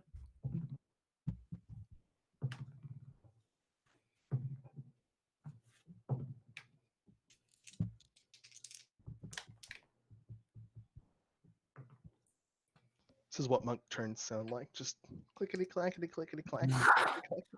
Yeah, I love the sound of dice clickety clackety clickety clack. Okay. So someone needs to just finish this guy up. It is barely hanging on. Remy, I believe it is your turn. From what I've heard, I'm at 0 right now. Oh, sure. Yeah. Okay, yeah. From what I've 0. heard. That brings us to Krug.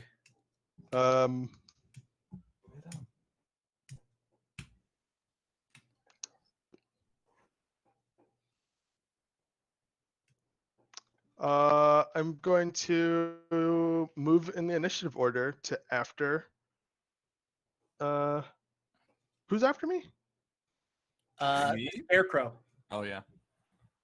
To Krug. after Robin. Krug, player to GM. Just Yeah. Just hit it. I have to run all the way. Okay, all right. Spend one action to get to it.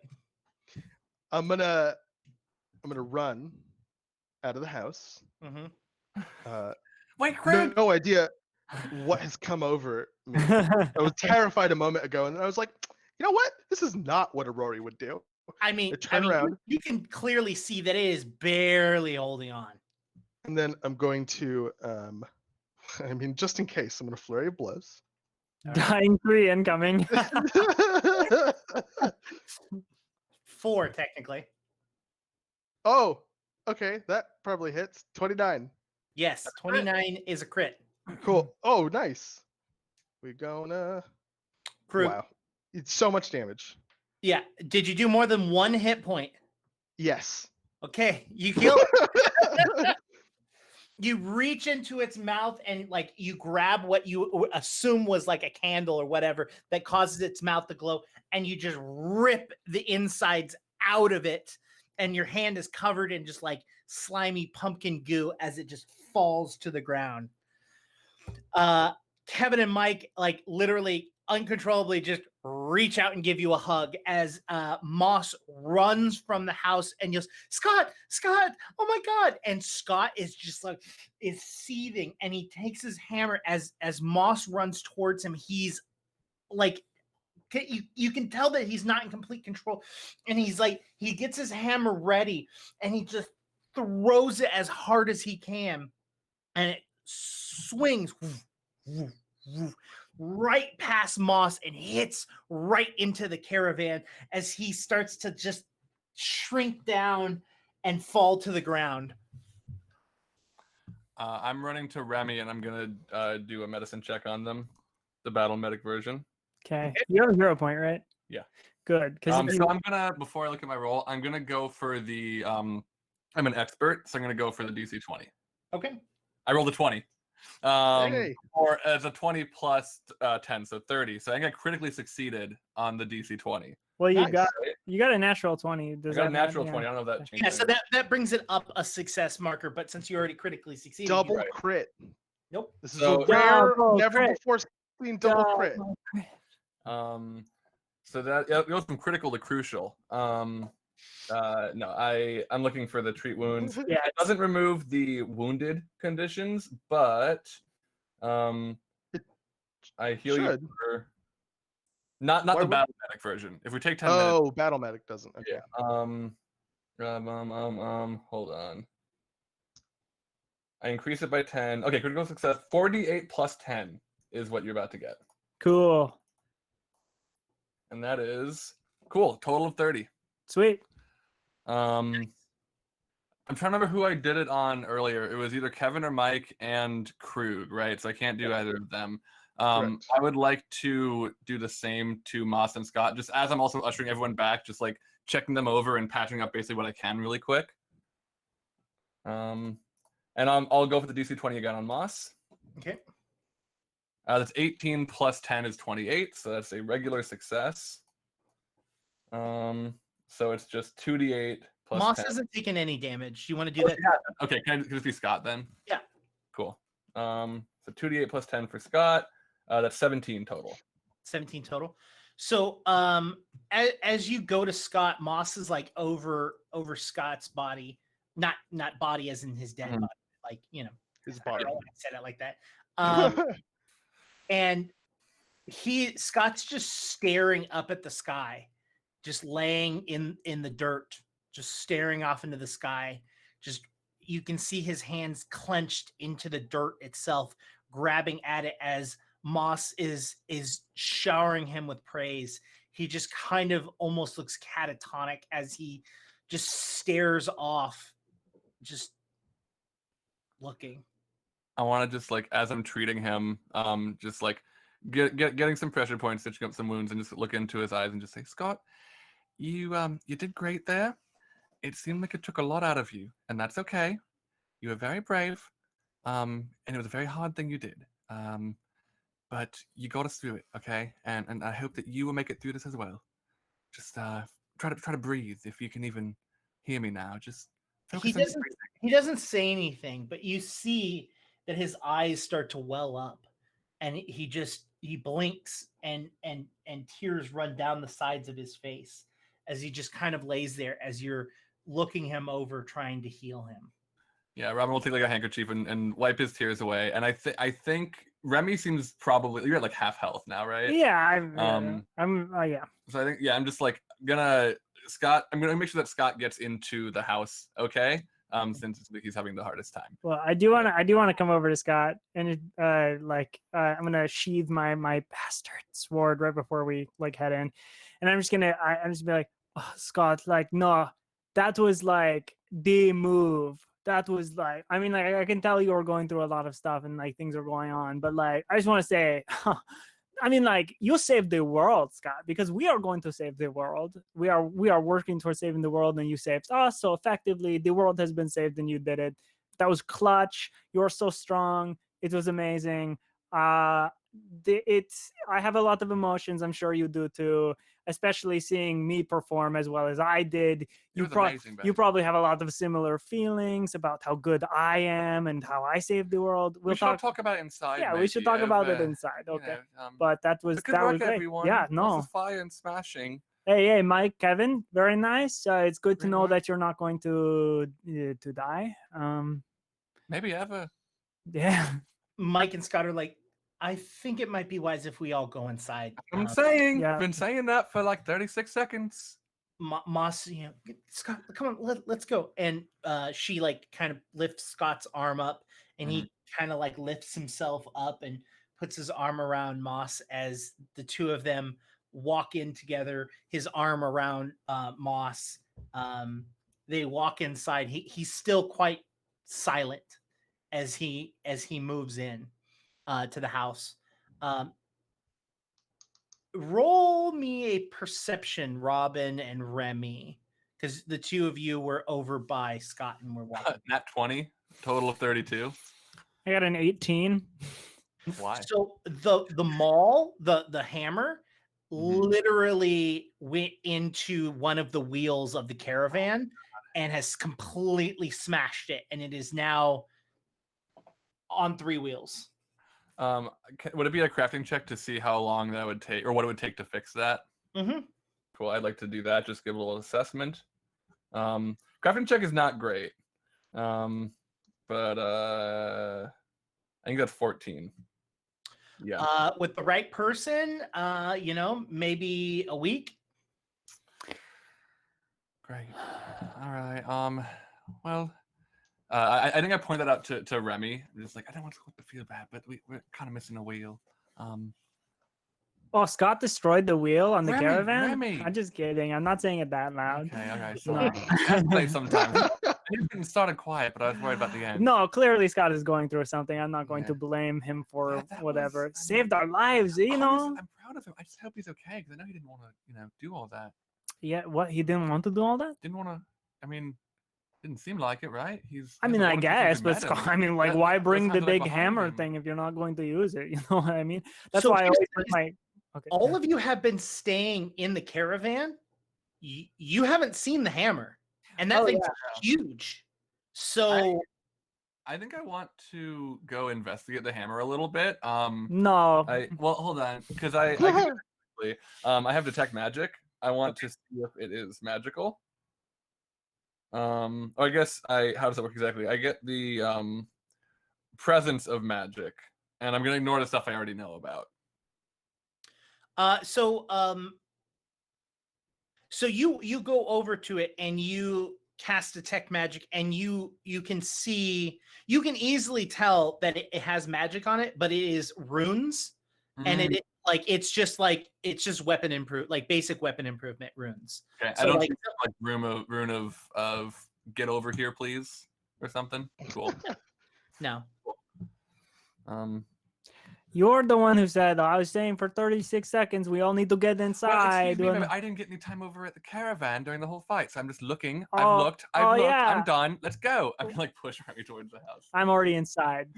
I was saying, yelling at you push from the Remy door. out and I locked the door. Take that, Dino. Whilst all of this stuff is happening outside, I would like to have walked inside and start writing a letter. Like, assuming I have paper and a quill and stuff. Sure. Cool. Yeah, I head inside. I want to talk to Kevin. Mm-hmm. Okay. The two of them are kind of Kevin and Mike are over in the corner, and Kevin's like, you know what, this reminds me of that one time. And Mike turns and is like, yeah, I know, you never let it down. I swear, yes, you saved my ass that one time, but there's at least 3 other. No, okay, yes, I saved your ass, and no, and then this time I saved the ass, both of them. One job. You say that, and they look at you and they go, Remy, how are you doing? Are you okay? I look like you took quite a bit of hits.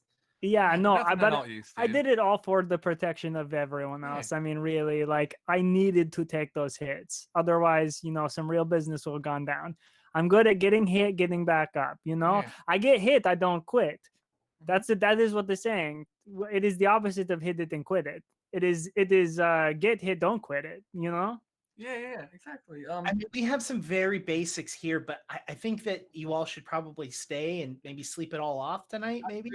And I mean, if you've got basics, that's great. I've also got my own supplies. If we can just get some space, set up like a little makeshift medic tent, with some time, I can get us all back up. So I mean, there's a spare room upstairs that you all can stay in. Yeah, that would be great, but I am concerned that more of these scary crows will show up. Okay. I will say, do you think it's better that you all leave on foot, or do you think it's better if you hunker down here? I mean, both don't sound like great options, but at least there's safety in numbers. Are either of you good at repairing a wheel on the caravan? I mean, we've gained some skills being on the farm. I mean, we can take a look at it and work on it, but I can help too. I want to talk to you about your Jaguar machete.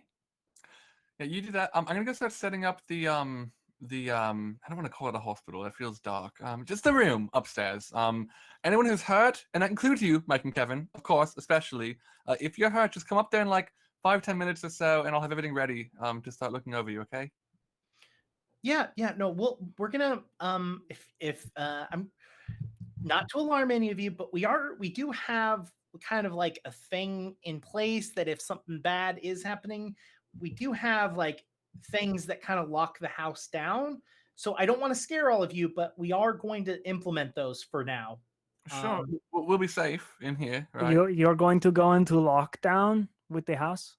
Yeah, I mean, we just have some basic things that like like shutters and stuff like that we can nail closed, and we've got things that block the doors so that it makes it harder for people to get in, like a paint can to swing down if someone comes up these stairs, like cover them in blue, like a bolt, an arrow bolt, crossbow bolt at the doorway if they look through the keyhole. Alarm circle outside. Wooden nails. That's all we got. Just wooden nails. Oh, okay. Sorry.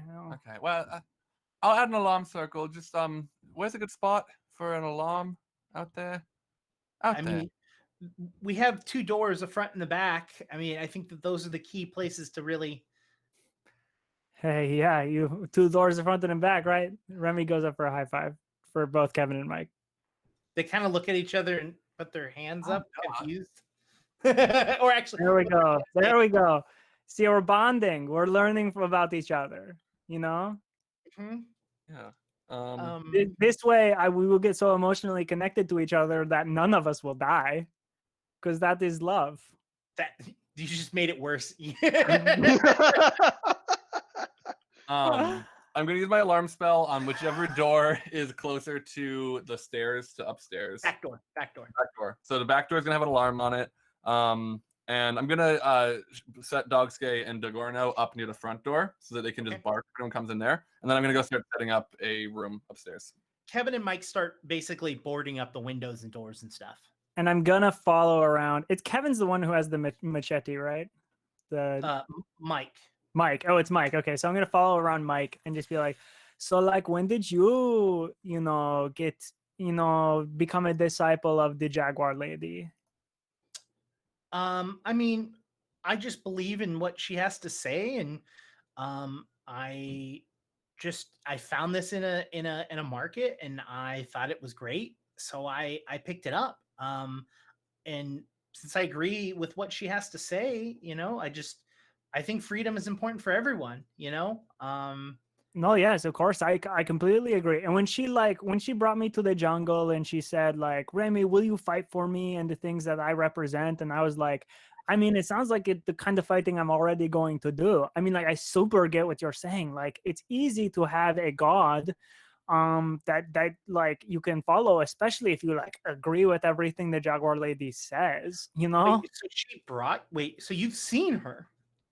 Oh yeah, no, have you not? She gave you you found the Jaguar. She didn't give this to me. I mean, another follower. I was at the market, and there's a person who carved these kinds of things in a bunch of different types of weapons from many different deities, and I saw it, and I thought it looked great, and that's why I picked it up. It's just like it was just a person that was basically like manufacturing different deity weapons and. I mean, you see, I got my sword, and like Remy unsheathes it. I got my sword out of like the chest at the bottom of an ocean that had sunk there like 50 years prior, and it was put there for me by the god herself. That's very difficult to believe. No, yeah, tell me about it. I was on a boat. Me. Krug, this whole time, Krug is just death staring Remy, just like. I mean, I find this extremely fascinating.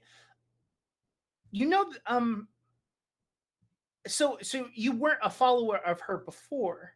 Well, no, I didn't even know who she was. Huh.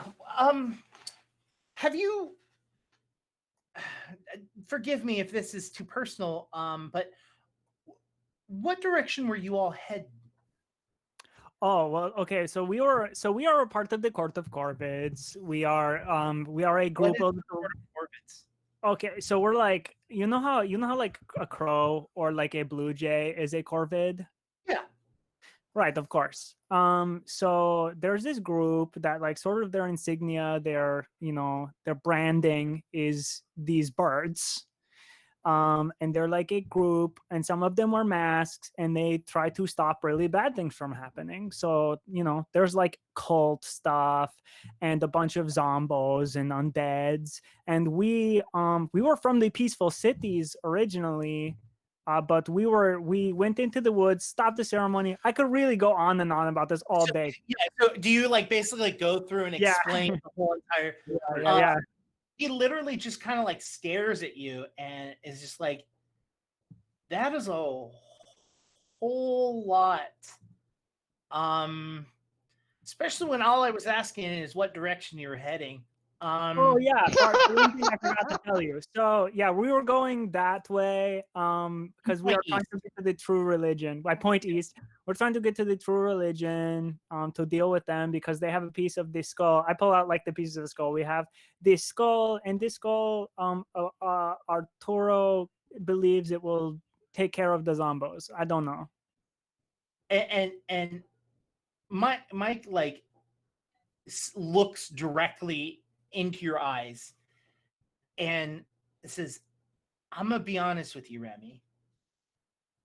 You should probably be very careful with what you tell people. Like, You think we should be careful with this? Krug's wearing a monkey's paw. A what?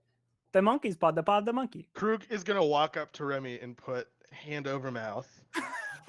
And I'm gonna lean really close to Remy and whisper very quietly into Remy's ear, you don't get one for that, buddy. I'm gonna let go of his mouth and walk back. My apologies. Let go of their mouth, walk back to the table, and continue writing.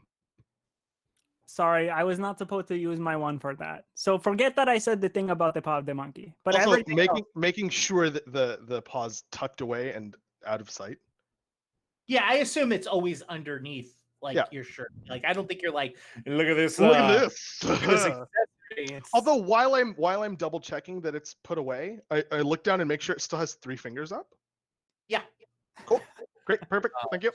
Out of character, quick.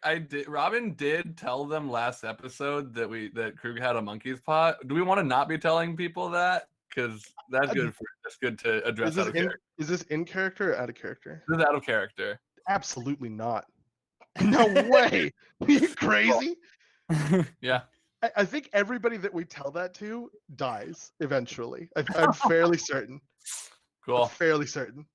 All right, I've sealed their fates. Yeah. So so he looks at you and like, Remy, I think you should listen to your friend. You should there's a lot of danger out there. Why do you want to know what direction we were heading, though?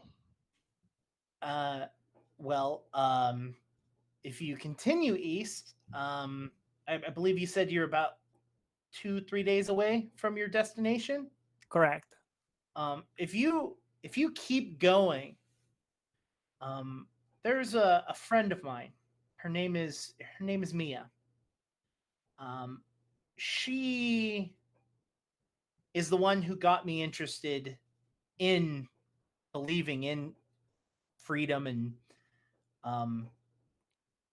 basically bringing me in under the paw of the cheetah princess. It's funny because the jaguars, they have paws, and yes, I get it. Yeah. But you should visit her. She's fighting for a really good cause, and I think you might like her. Hell yeah. No, I like people who other people like. So that is a strong estimation there. Also, just to be clear to the room, and Remy's going to look at Krug and like Moss and everything.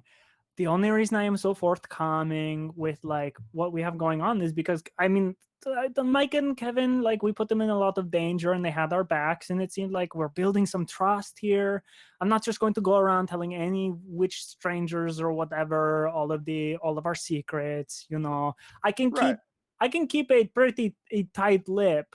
And if you remember, Remy, I in fact did not sink that ship that we were on for so long. I do believe you, and I agree. That's why I didn't say or do anything while you were telling them the entire of the rest of the story. But that one piece of information is pretty dangerous, so keep that one to yourself, buddy. The one where like that. Okay, yeah, I got you. Okay. Because you see, if you explain it right now, you may as well just. And looks at you, Remy, one more time and says, her name is Mia. Mia. And she is the head of an army. Oh, okay. Now we are running with Jaguar. Sorry, I couldn't think of one like what you did. That was like very clever when you said that. There's a group of people that fight for her, and their entire purpose is making sure that people have freedom. And I think that this is kind of a sign. And he holds his machete out. The fact that you even noticed this, and the fact that We both came together in this situation. I mean, what's the chances that you stopped at our farm, you know? Yeah, Remy's gonna hold out the bastard sword and touch tips with the machete. Mhm. And like the metals just have like a ding as they touch each other. But yeah, it's clearly a sign. You know, I've never met her, but maybe this is how she's giving you direction. Yeah, you know what? I'll put in a call. If I'll you say can like, "Hey, get a hold of my buddy Mike." What was her name again? What was her name? She is obviously the Jaguar lady. No, not the deity. I know you don't know your deity's name. It's fine. Oh, you mean Mia? The Mia. Thank you. That's the name I I was looking remember for. that one because of like a phonetic thing. Or But you remember it because it's 3 letters long, right? Can wow, we just no, get I that just out of the way? Mamma Mia inside of my head. That actually also that tracks. I buy that. Well, if nothing else, I'm going to go upstairs and check on my wife. That is my wife, by the way. I think I told you that, but like, you know, sorry, what? I believe you're also engaged. Yes, it is my wife, my fiance, and my entire life. So time to go up there, say hello, do nothing else. Nobody come up for like 15 minutes. Generous, but all right. Mike gives you a wink and a nod and goes back to boarding up windows. And I go upstairs. Cool. I have a question, Jake. On the caravan ride over here, Robin stayed up to basically keep watch, so I didn't get sleep at all. Could I have taken 10 minutes to commune during that time? Or to focus? Yeah. Yes. Cool. So then I've done that a second time now, just so that I had one where I had both my points earlier, and now I'm back to 2. Yeah, I think so. Robin basically. So wait, you can't commune unless you've spent a point in between, Yeah, or so you've long I used rested. one in the last fight before we ran Oh. from camp, so I would have communed Remember after that, and then she turned into a greyhound. My bad. Greyhound, You're right. so now, My bad. yeah, I'm refocusing again from that. Yep. My bad. Okay. Yeah, Robin basically did what she could to however many beds are up here or whatever. She's like set up basic medical supplies so that she can do her healing on people. And in the 4th bed that she prepared, Robin is just fast asleep. And it seems like she just like laid down like she was like smoothing a pillow and just happened to get comfortable there. Was not intending to sleep at all. And when Remy gets up there and is like going like through and checking the beds and like seeing Robin, Remy's just gonna like carefully crawl into bed like big spoon, little spoon. We'll never tell who is who, and just like get ready to like nap as well. Remy, are you okay? Oh, I'm good. Are you doing I'm okay? stitching you up. She's not. Is that feeling better? No, yeah, of course. I mean, like, we both know I would be long gone by now if it was not for you. You shouldn't be jumping. You're making the stitches so difficult. Well, I can't help it. I'm I a jumpy can't little reach you goblin. on the ceiling, Remy. On the ceiling. Hold on. I'll get the giraffe. I wish we had the giraffe. Where's Scott? Scott and Moss are sitting in the kitchen together. It's been a little bit, but he's kind of coming around. He's starting to talk again as Moss is basically showering him and kind of oohing over him having this moment, right? Of this, just because this is the first time she's ever seen Scott in combat, ever. Right. In fact, this is the first time any of you have seen Scott in combat. It's only been words. You've only ever heard about it. You know, you've never actually seen what he was capable of. And for someone who's pretty rusty, he did a damn good job. But yeah. So what have you been doing, Krug? You said you're writing a letter. Yeah, I was writing a letter. My goal, what I'm trying to do is I'm trying to leave it next to where Scott sleeps. So if I don't know where that is, I'm basically going to stay awake until Scott goes to sleep, and then I'm going to put the letter next to Scott while he sleeps. Okay. Is anyone want to do anything else before that happens? I believe Robin and Remy are I don't asleep. think I'm at liberty to. Yeah, no. So Mike and Kevin go around and shutting the doors and windows and putting blocks in front of everything to kind of close it off and board themselves up. After a while, Scott moves to like the living room area basically and lays down on one of the couches and just passes out. So Krug, you want to walk over and Yeah, so I have a letter. It says Scott on the front and Scott on the back, and I'm gonna just lay it on the table next to Scott. And Okay. I'm gonna go into a different room. Probably, well, I'm gonna walk to where I know Robin was setting up an infirmary and like very slowly make sure that I don't hear like a bed squeaking or anything weird. And then I'm going to walk inside. I'm gonna also pass out. You gotta listen for squirrel and or praying mantis sounds just to be safe.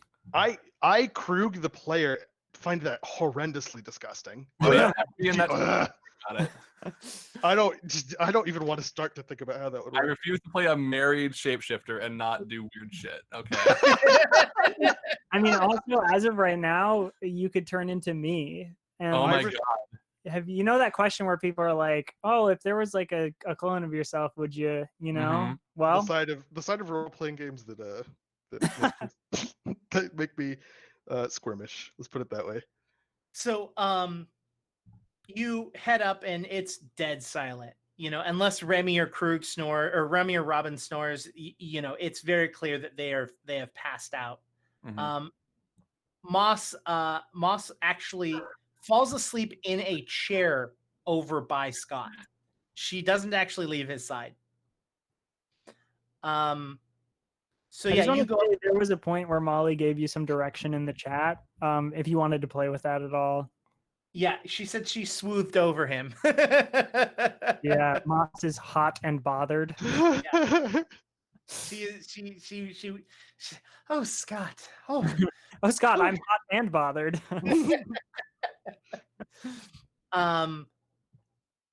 yeah. So the night passes as all of you pass the F out from your very difficult day, and all of you wake the next morning.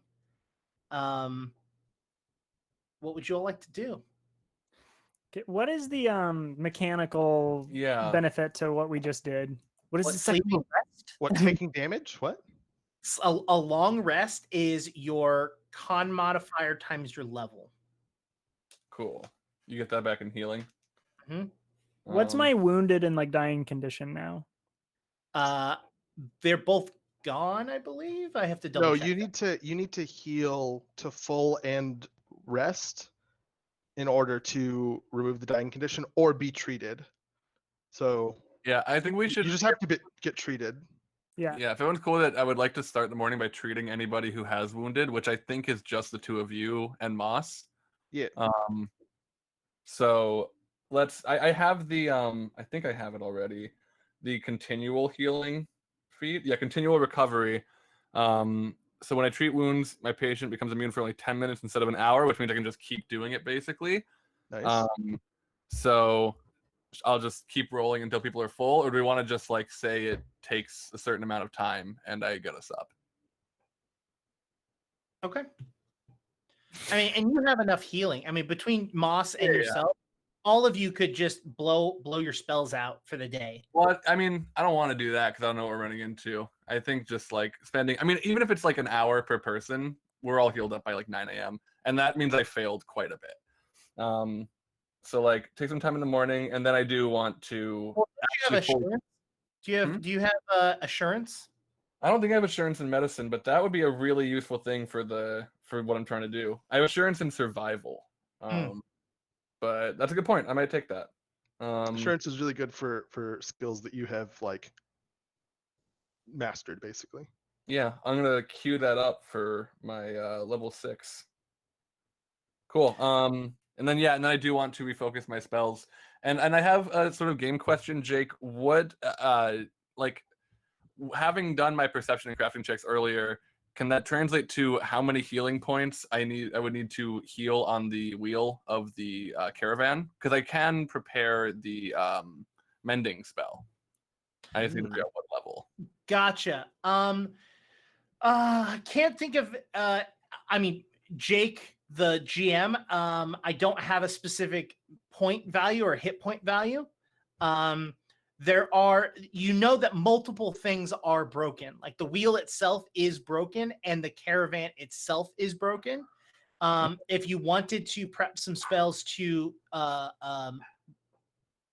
heal, with a lack of a better term, one of those two items, you could probably do that today. Cool. Yeah, I think to be safe, I'm gonna prepare a level 1 and a level 2 mending spell. Okay. If multiple things are broken. Okay. Yeah. Remy, just early in the morning. Are you cool with not being big today? Unless we can figure out another way to do it. Yeah, that's fine. No, I mean, like I went my whole life without being big. It was only very recently that has come to me. So if I never, if it tomorrow. All right, cool. No, no. Yeah. I know I said yesterday I could do tomorrow, and that's today now. But well, actually, it was still this morning. Technically, I think we got in early. So yeah, tomorrow still. I'll make you big. Okay. Okay, so I looked at the spell itself.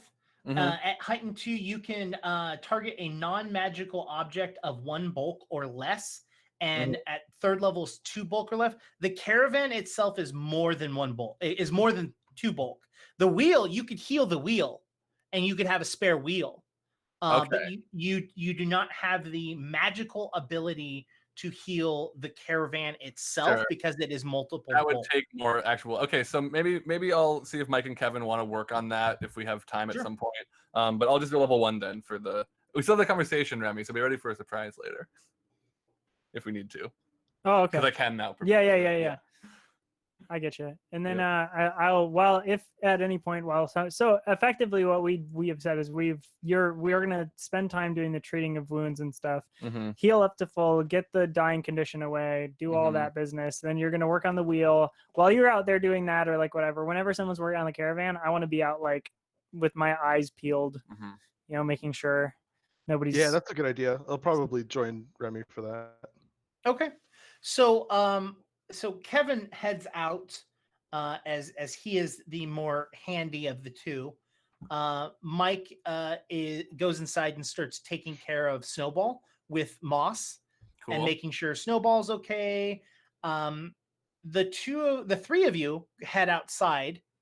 Roll me perception checks. Cool. Me too. Whoever went outside to check on the caravan. Yeah, unnatural 20. Okay. I'm gonna use my hero point. Okay. Can I also roll stealth? Sure. If I want to go in a different direction than these two. 25. Okay. So perception is 18. Stealth is 18. That's interesting. As you step outside and do your very first cautious look around to check and see what's going on, you notice that it feels like there's an entire weight lifted off of you and this area. Like there's nothing from miles around that you can see. You literally just kind of look around and you feel safe. Is the corn gone? Yes. Okay. Well, I guess let's keep a lookout a little bit. Yeah. Let's get to it, I suppose. Kevin starts taking a look around and goes, I can fix it. It's not going to be immediate, but I can fix it. I can also fix the wheel too. And then Robin, you let him know. Like, I don't know, the wheel's fine actually. Wow. And he looks at it and goes, "Oh, okay." And he's kind of looking around. Kevin. It was magic. I did magic on it.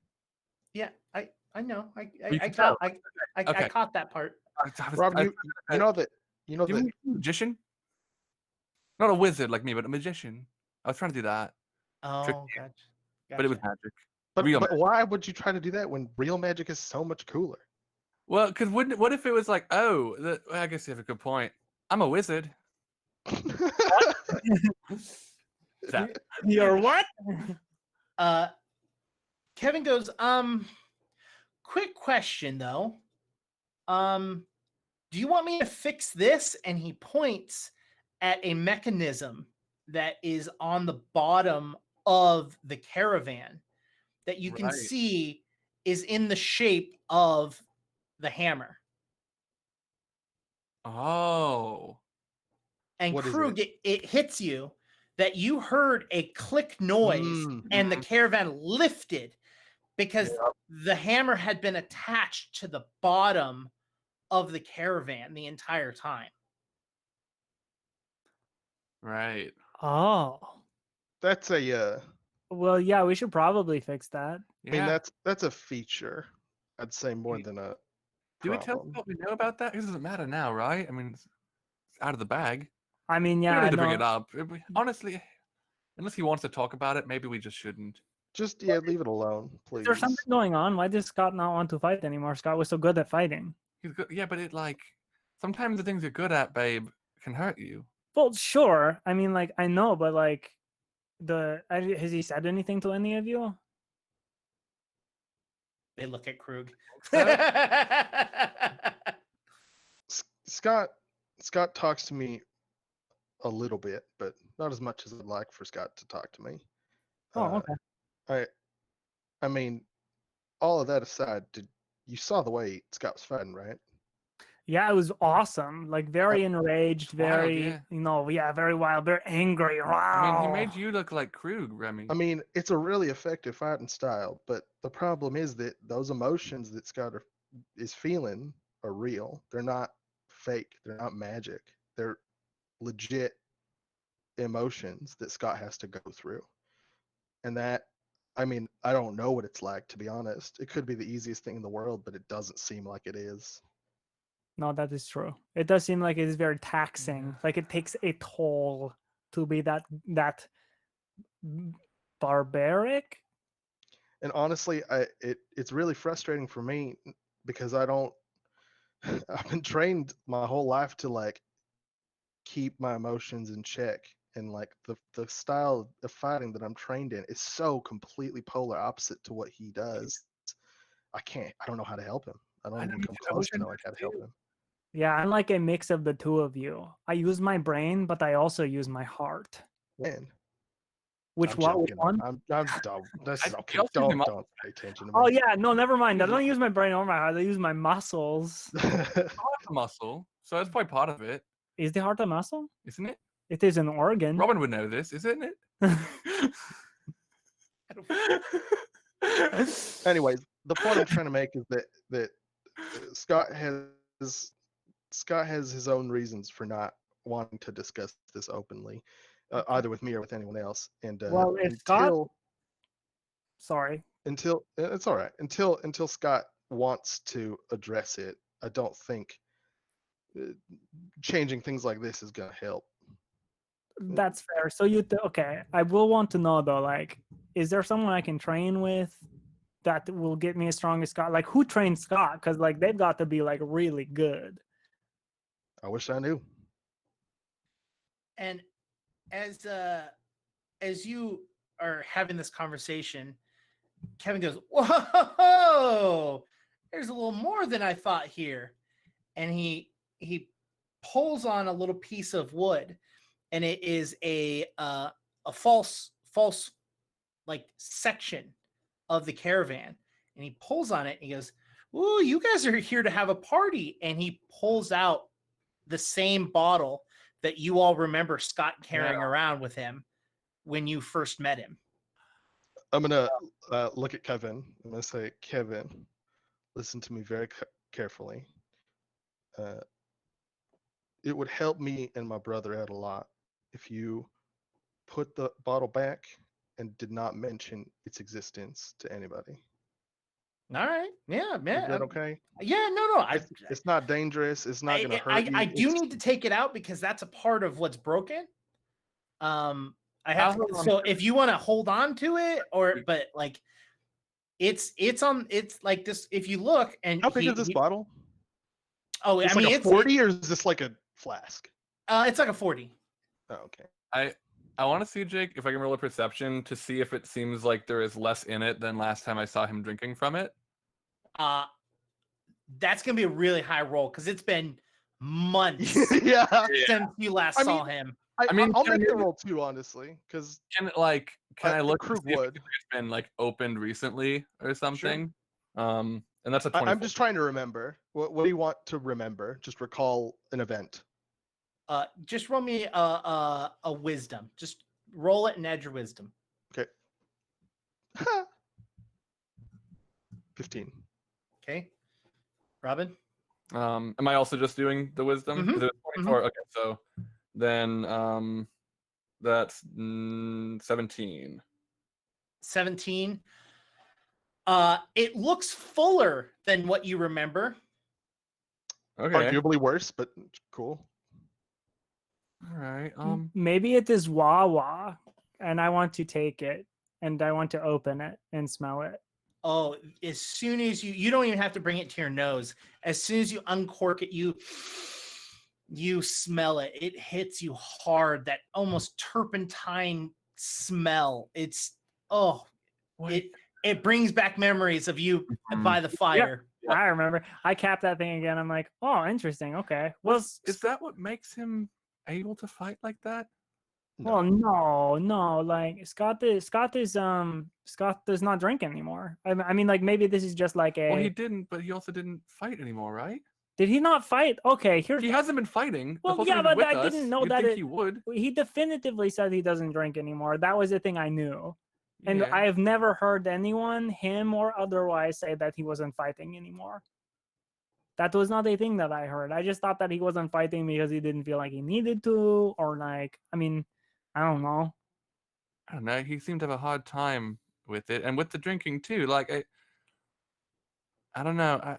I guess I'm just worried about him if he's slipping into something he doesn't want to, Oh, the fighting, yeah. and possibly the drinking. I don't know. I trust him. I feel like he is not drinking. I mean, trust like him, but babe, like trusting someone can only go so far when they're dealing with things bigger than themselves. wow, there is nothing bigger than Scott. Did you see him? He did get big, but the world is huge. No, I just mean like inside. Yeah. I think that like Scott has been working on this stuff.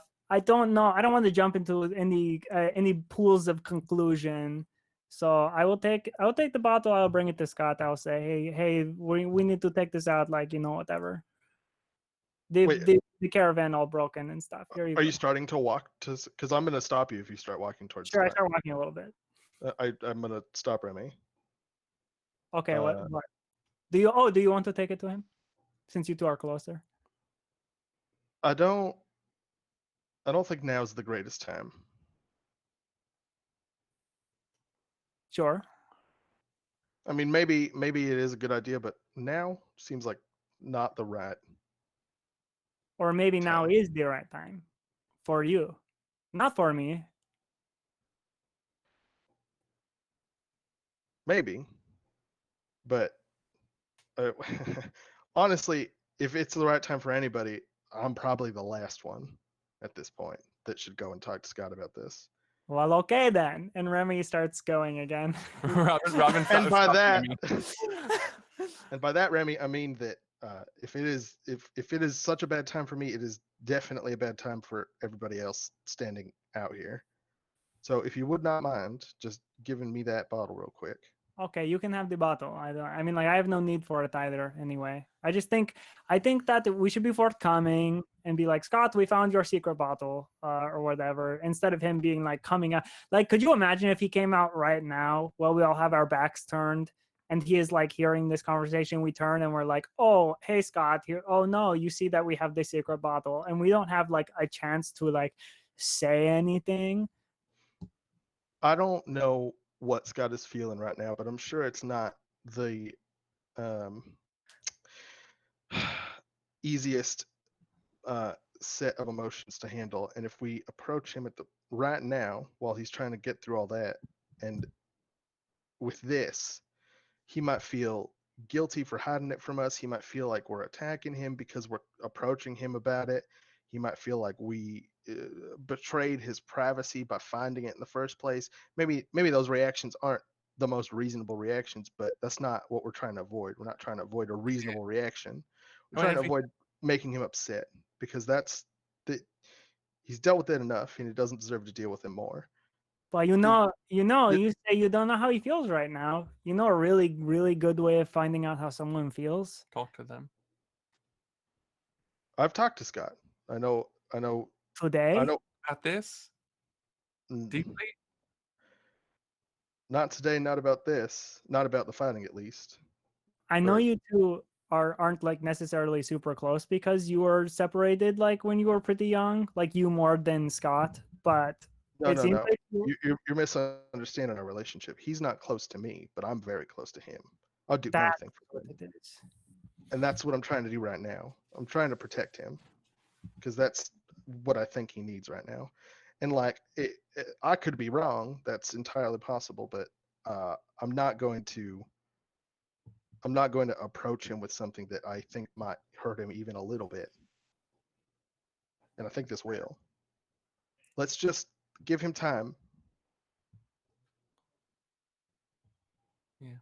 Babe, can you grab my gloves from the upstairs room real quick, please? Oh yeah, sure, of course. Where are they? They're upstairs under the pillow, just in case. Okie dokie. And Remy will go upstairs. Cool. I'm gonna look to Kevin and say, "Would you mind letting me know as soon as I can put this back?" Yeah, I just need to. I mean, it doesn't. You don't have to take. I mean, you can put it inside. Yeah. Thank you. I'm gonna go to the barn and get my tools. Yeah, sorry about that. Yeah. Kevin. Yeah. Krug, if Scott's not drinking that and doesn't want to be, can you think of another good reason why it would be here? No. Can you think of any reason it needs to go back? Because I mean, I don't know. I don't know anything about medicine, but from what I understand, being addicted to something is a disease, and it makes you behave in irrational ways. If you're addicted to something and if you crave it, if you can't fight the craving anymore, and your options are drastic, you're either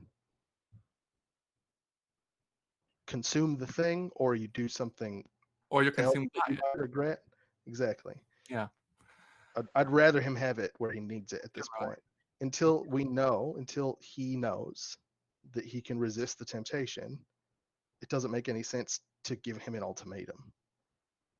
That's That's true. until we know how to approach that kind of situation. If I mean, we find somebody who's like trained and Scott's willing to work with them, but just like randomly cold turkeying is not the way to do it. No, you're right. And I mean, I was going in thinking he's your brother, but more than anything, I mean, even if he wasn't, what you just said makes a lot of sense. And I worry about all of us, and he's going through a lot. But I think you're right. Given the circumstances, having this might be better than not having it, even if having it is not good. Right. Because the alternative might be worse. Yeah. Until we're sure that it's not, we can't just willy-nilly start changing stuff. No, you're right. But The monk remember, told us multiple times that the path to perfection is a difficult one, and the most common step towards the path to perfection is failure. And I think that's kind of where we're at right now. Like, yeah, you have to be allowed to fail in order to attain Look what we've been perfection. doing. Failing up and down. Yeah. Thank you for your support, by the way. That's mighty kind of you to. Oh no, of course. I mean, that's what I'm here for. We're all getting through it together, and none of us can do it alone. Not even Scott, honestly. It's what we're up Yeah. against. Feels like it sometimes though. Like all of the stuff aside, did you see him? He went insane. It That was was amazing. Well, I'm here that was thinking just like, so he'll get much. moments, right? But none of them are that moment. Yeah, I don't even think I could lift that mallet. Jeez. Yeah. So, as this conversation had started with the three of you, is when Scott wakes up and sees the letter. What does the letter say? it says after many revisions, like Scott could go and find a bunch of different versions of this in the trash can. It says, I know that was a big sacrifice that you made for us. Thank you. If you want to talk about it, you know where to find me. Remy, you walk into the house and you notice that Scott's not there. You don't think much of it because you're on a task, and you walk up the stairs and you get to the door of the bedroom that Robin had set up for healing, and you notice that Clokey is tied in a knot around the door handle. I want to lean into Clokey and just be like, "Hey, I understand that you're out here for a reason. I think I can infer what that reason is, Clokey. I know that you can't respond to me, but I just want you to know that if you are doing anything to take our dear Musty Magnificent away from me, I know you can shoot fire, but I'm curious if you can survive fire, Clokey. Because I will burn you until you are nothing. But either that or maybe you're really nice. I don't know. I can't hear you. So, okay. Well, Clokey, enjoy being outside of the sex room. Bye-bye. And that is where we're going to end today's episode. Good call. Beautiful. Awesome. On sock duty? My favorite thing. Loki's on sock duty. You know, Clokey was saying, wait, time me on the other side. Come on, guys. I just want to watch. Is that so much? At least put the top of me through the keyhole. Look, I'll keep watch out for you this time, but next time I want to be there. Awesome. Thank you all so much for staying and watching this all over the place episode. There was some funniness, there was some sadness, there was some cried. Some of us almost died. We laugh, we cried, we fight, we F word.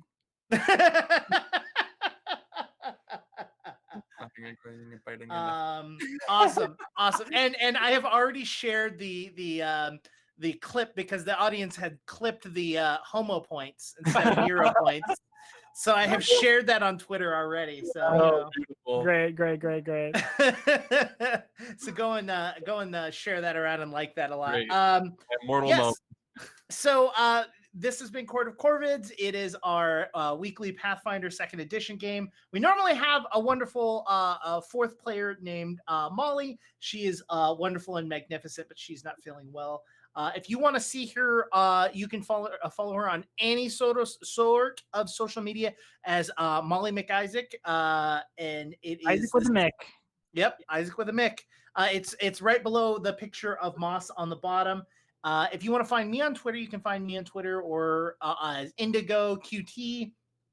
That's the best place to get me, or you can go and join our Discord, which is down below, or you can join our Patreon and get exclusive access to our Callendale Patreon Discord, where you can play with us. They have games regularly where people hop in and have different stories, and what's going on in that world and what's going on in our game are conjoined. That's why everyone is super upset and angry at me for adding these scarecrows, because all of our GMs are enjoying them. I did see in chat Kay Cunning is conspiring to import these two NPCs. Oh yeah, Callendale. I don't know. She specifically said that they're not sure if they have permission to do so, but they also said that they're going to do it anyways. So like you do not ask for permission to abduct the adorable. I will say after next episode you can absolutely do it. That's what I'm going to say after next episode. Yay. Because Don't worry, I'll burn their farm down. Huh? No. I just mean more of the fact that that they're still currently with Robin, Remy, Krug, and Moss. So it'd be weird if all of a sudden we start next episode and be like, by the way, they're not here anymore. Get their house for free. Yeah. So I have no problem with these NPCs being a part of Callendale. That maybe they come and visit and they drop off their goods to the great city. But yeah, so you can go there, that you can play on that server, and you know, there's a great community that's on there that people have been playing. It's a lot of fun. I really like going in and watching people. In fact, they're running a game and I hopped into voice chat before our game, and I was just listening in just to like see everyone having fun. And there was some really awesome stuff. There's like a Bob character who was like sang a part of like the clues. It was really fun. I really enjoyed it. So if you want, you can join that by joining our Patreon at our $5 increment. It's called the Court of Corvids, like level or tier, I think is what it is. And then, but if you want to get more educational stuff, that's where Crew comes in, is going to talk about that. Yeah, on our YouTube channel, we have a show called Game Gorgon, which is a not just Pathfinder. We talk about other role-playing games as well, occasion. But we are doing a lot of Pathfinder content on Game Gorgon. There's a ton in the backlog, and obviously with the APG coming out, we're going to be doing a lot of the APG stuff. Next episode's going to come out on Monday, so be excited for that. And you should go there and subscribe. It's QueueTimes Main, youtube.com/QueueTimes Main. Awesome. Robin and Remy. Yeah, I have been Jonas. You can find me on Twitter at Jonas Newhouse. And I'm also, William and I are in a band called Glass Beach. We're Glass Beach Band everywhere, at Glass Beach Band on Twitter. We have a Patreon, we have a Twitch channel where we do gaming periodically, and sometimes some politics chats, sometimes some non-politics chats. And our first album, the first Glass Beach album, is out anywhere that you can find good music, and some places where it's really hard. I got no end to that sentence. But yeah, at Glass Beach Band everywhere, and I'm at Jonas Newhouse. Yeah, and I'm William. I can be found on Twitter and Instagram at kwilliamwhite. I am in Glass Beach as well. Check out that stuff. The music's very good. It's a lot of fun. And I also run another show for QueueTimes. I GM a show called Hijinks and Handlebars. It's a continuous campaign. We have a backlog of about 50 episodes of us using the Kids on Bikes system. Jonas is also in that show. Yeah. And that's sort of like Stranger Things, but tabletop is what Kids on Bikes is. It was really fun. It's like that. We've taken a break from that campaign. It's still going. We haven't finished it, like it's not completed, but we used to do it live. And when we switched to remote during like quarantine and everything, we didn't feel super comfortable like technology wise and everything to continue that story as it was. So we opted to switch to a mini series, or this like or maybe a series of mini series. It might end up being as long. We'll see. Yeah. And right now we're doing Dungeon World, a Dungeon World campaign, which is basically just powered by the Apocalypse D&D. Yeah, so it's, I mean, like rolling 2d6, but it's very, well, similar to Pathfinder as well, but just like powered by the Apocalypse. We're like almost 15 episodes into that right now, so it's shorter. It's much easier to catch up on. Both of those, the VODs for all of that is on the QueueTimes main YouTube channel. The Kids on Bikes one is in a playlist called Hijinks and Handlebars, and the Dungeon World one is in a playlist called Hijinks and Dungeon World, and you can find both of those on there. We do Tuesday nights at 7:30 p.m. Pacific, and it's a lot of fun. And I mean, if you've enjoyed Jonas or myself and you want to see what I do as a GM or anything, it's like really exciting. We have some cool stuff going on. The pitch for the current show is like, it's called The End. It's essentially, the show opened with like the end of the world, a ritual like bringing on this like apocalypse, and so there's a giant hole in the sky that something is going to come through that is going to end the world, and they only have a certain amount of time to stop that from happening, and the heroes are and the hero party is a family. Yes, a father and his adopted children. Yep, pretty much. So that's what we got going on. Yeah. And check that out if you're interested in that at all. It's a whole lot of fun. We'll be doing that for a while, and then after that, some other stuff. Cool. Thank you. All right, everyone. Have a good night. Bye. Bye.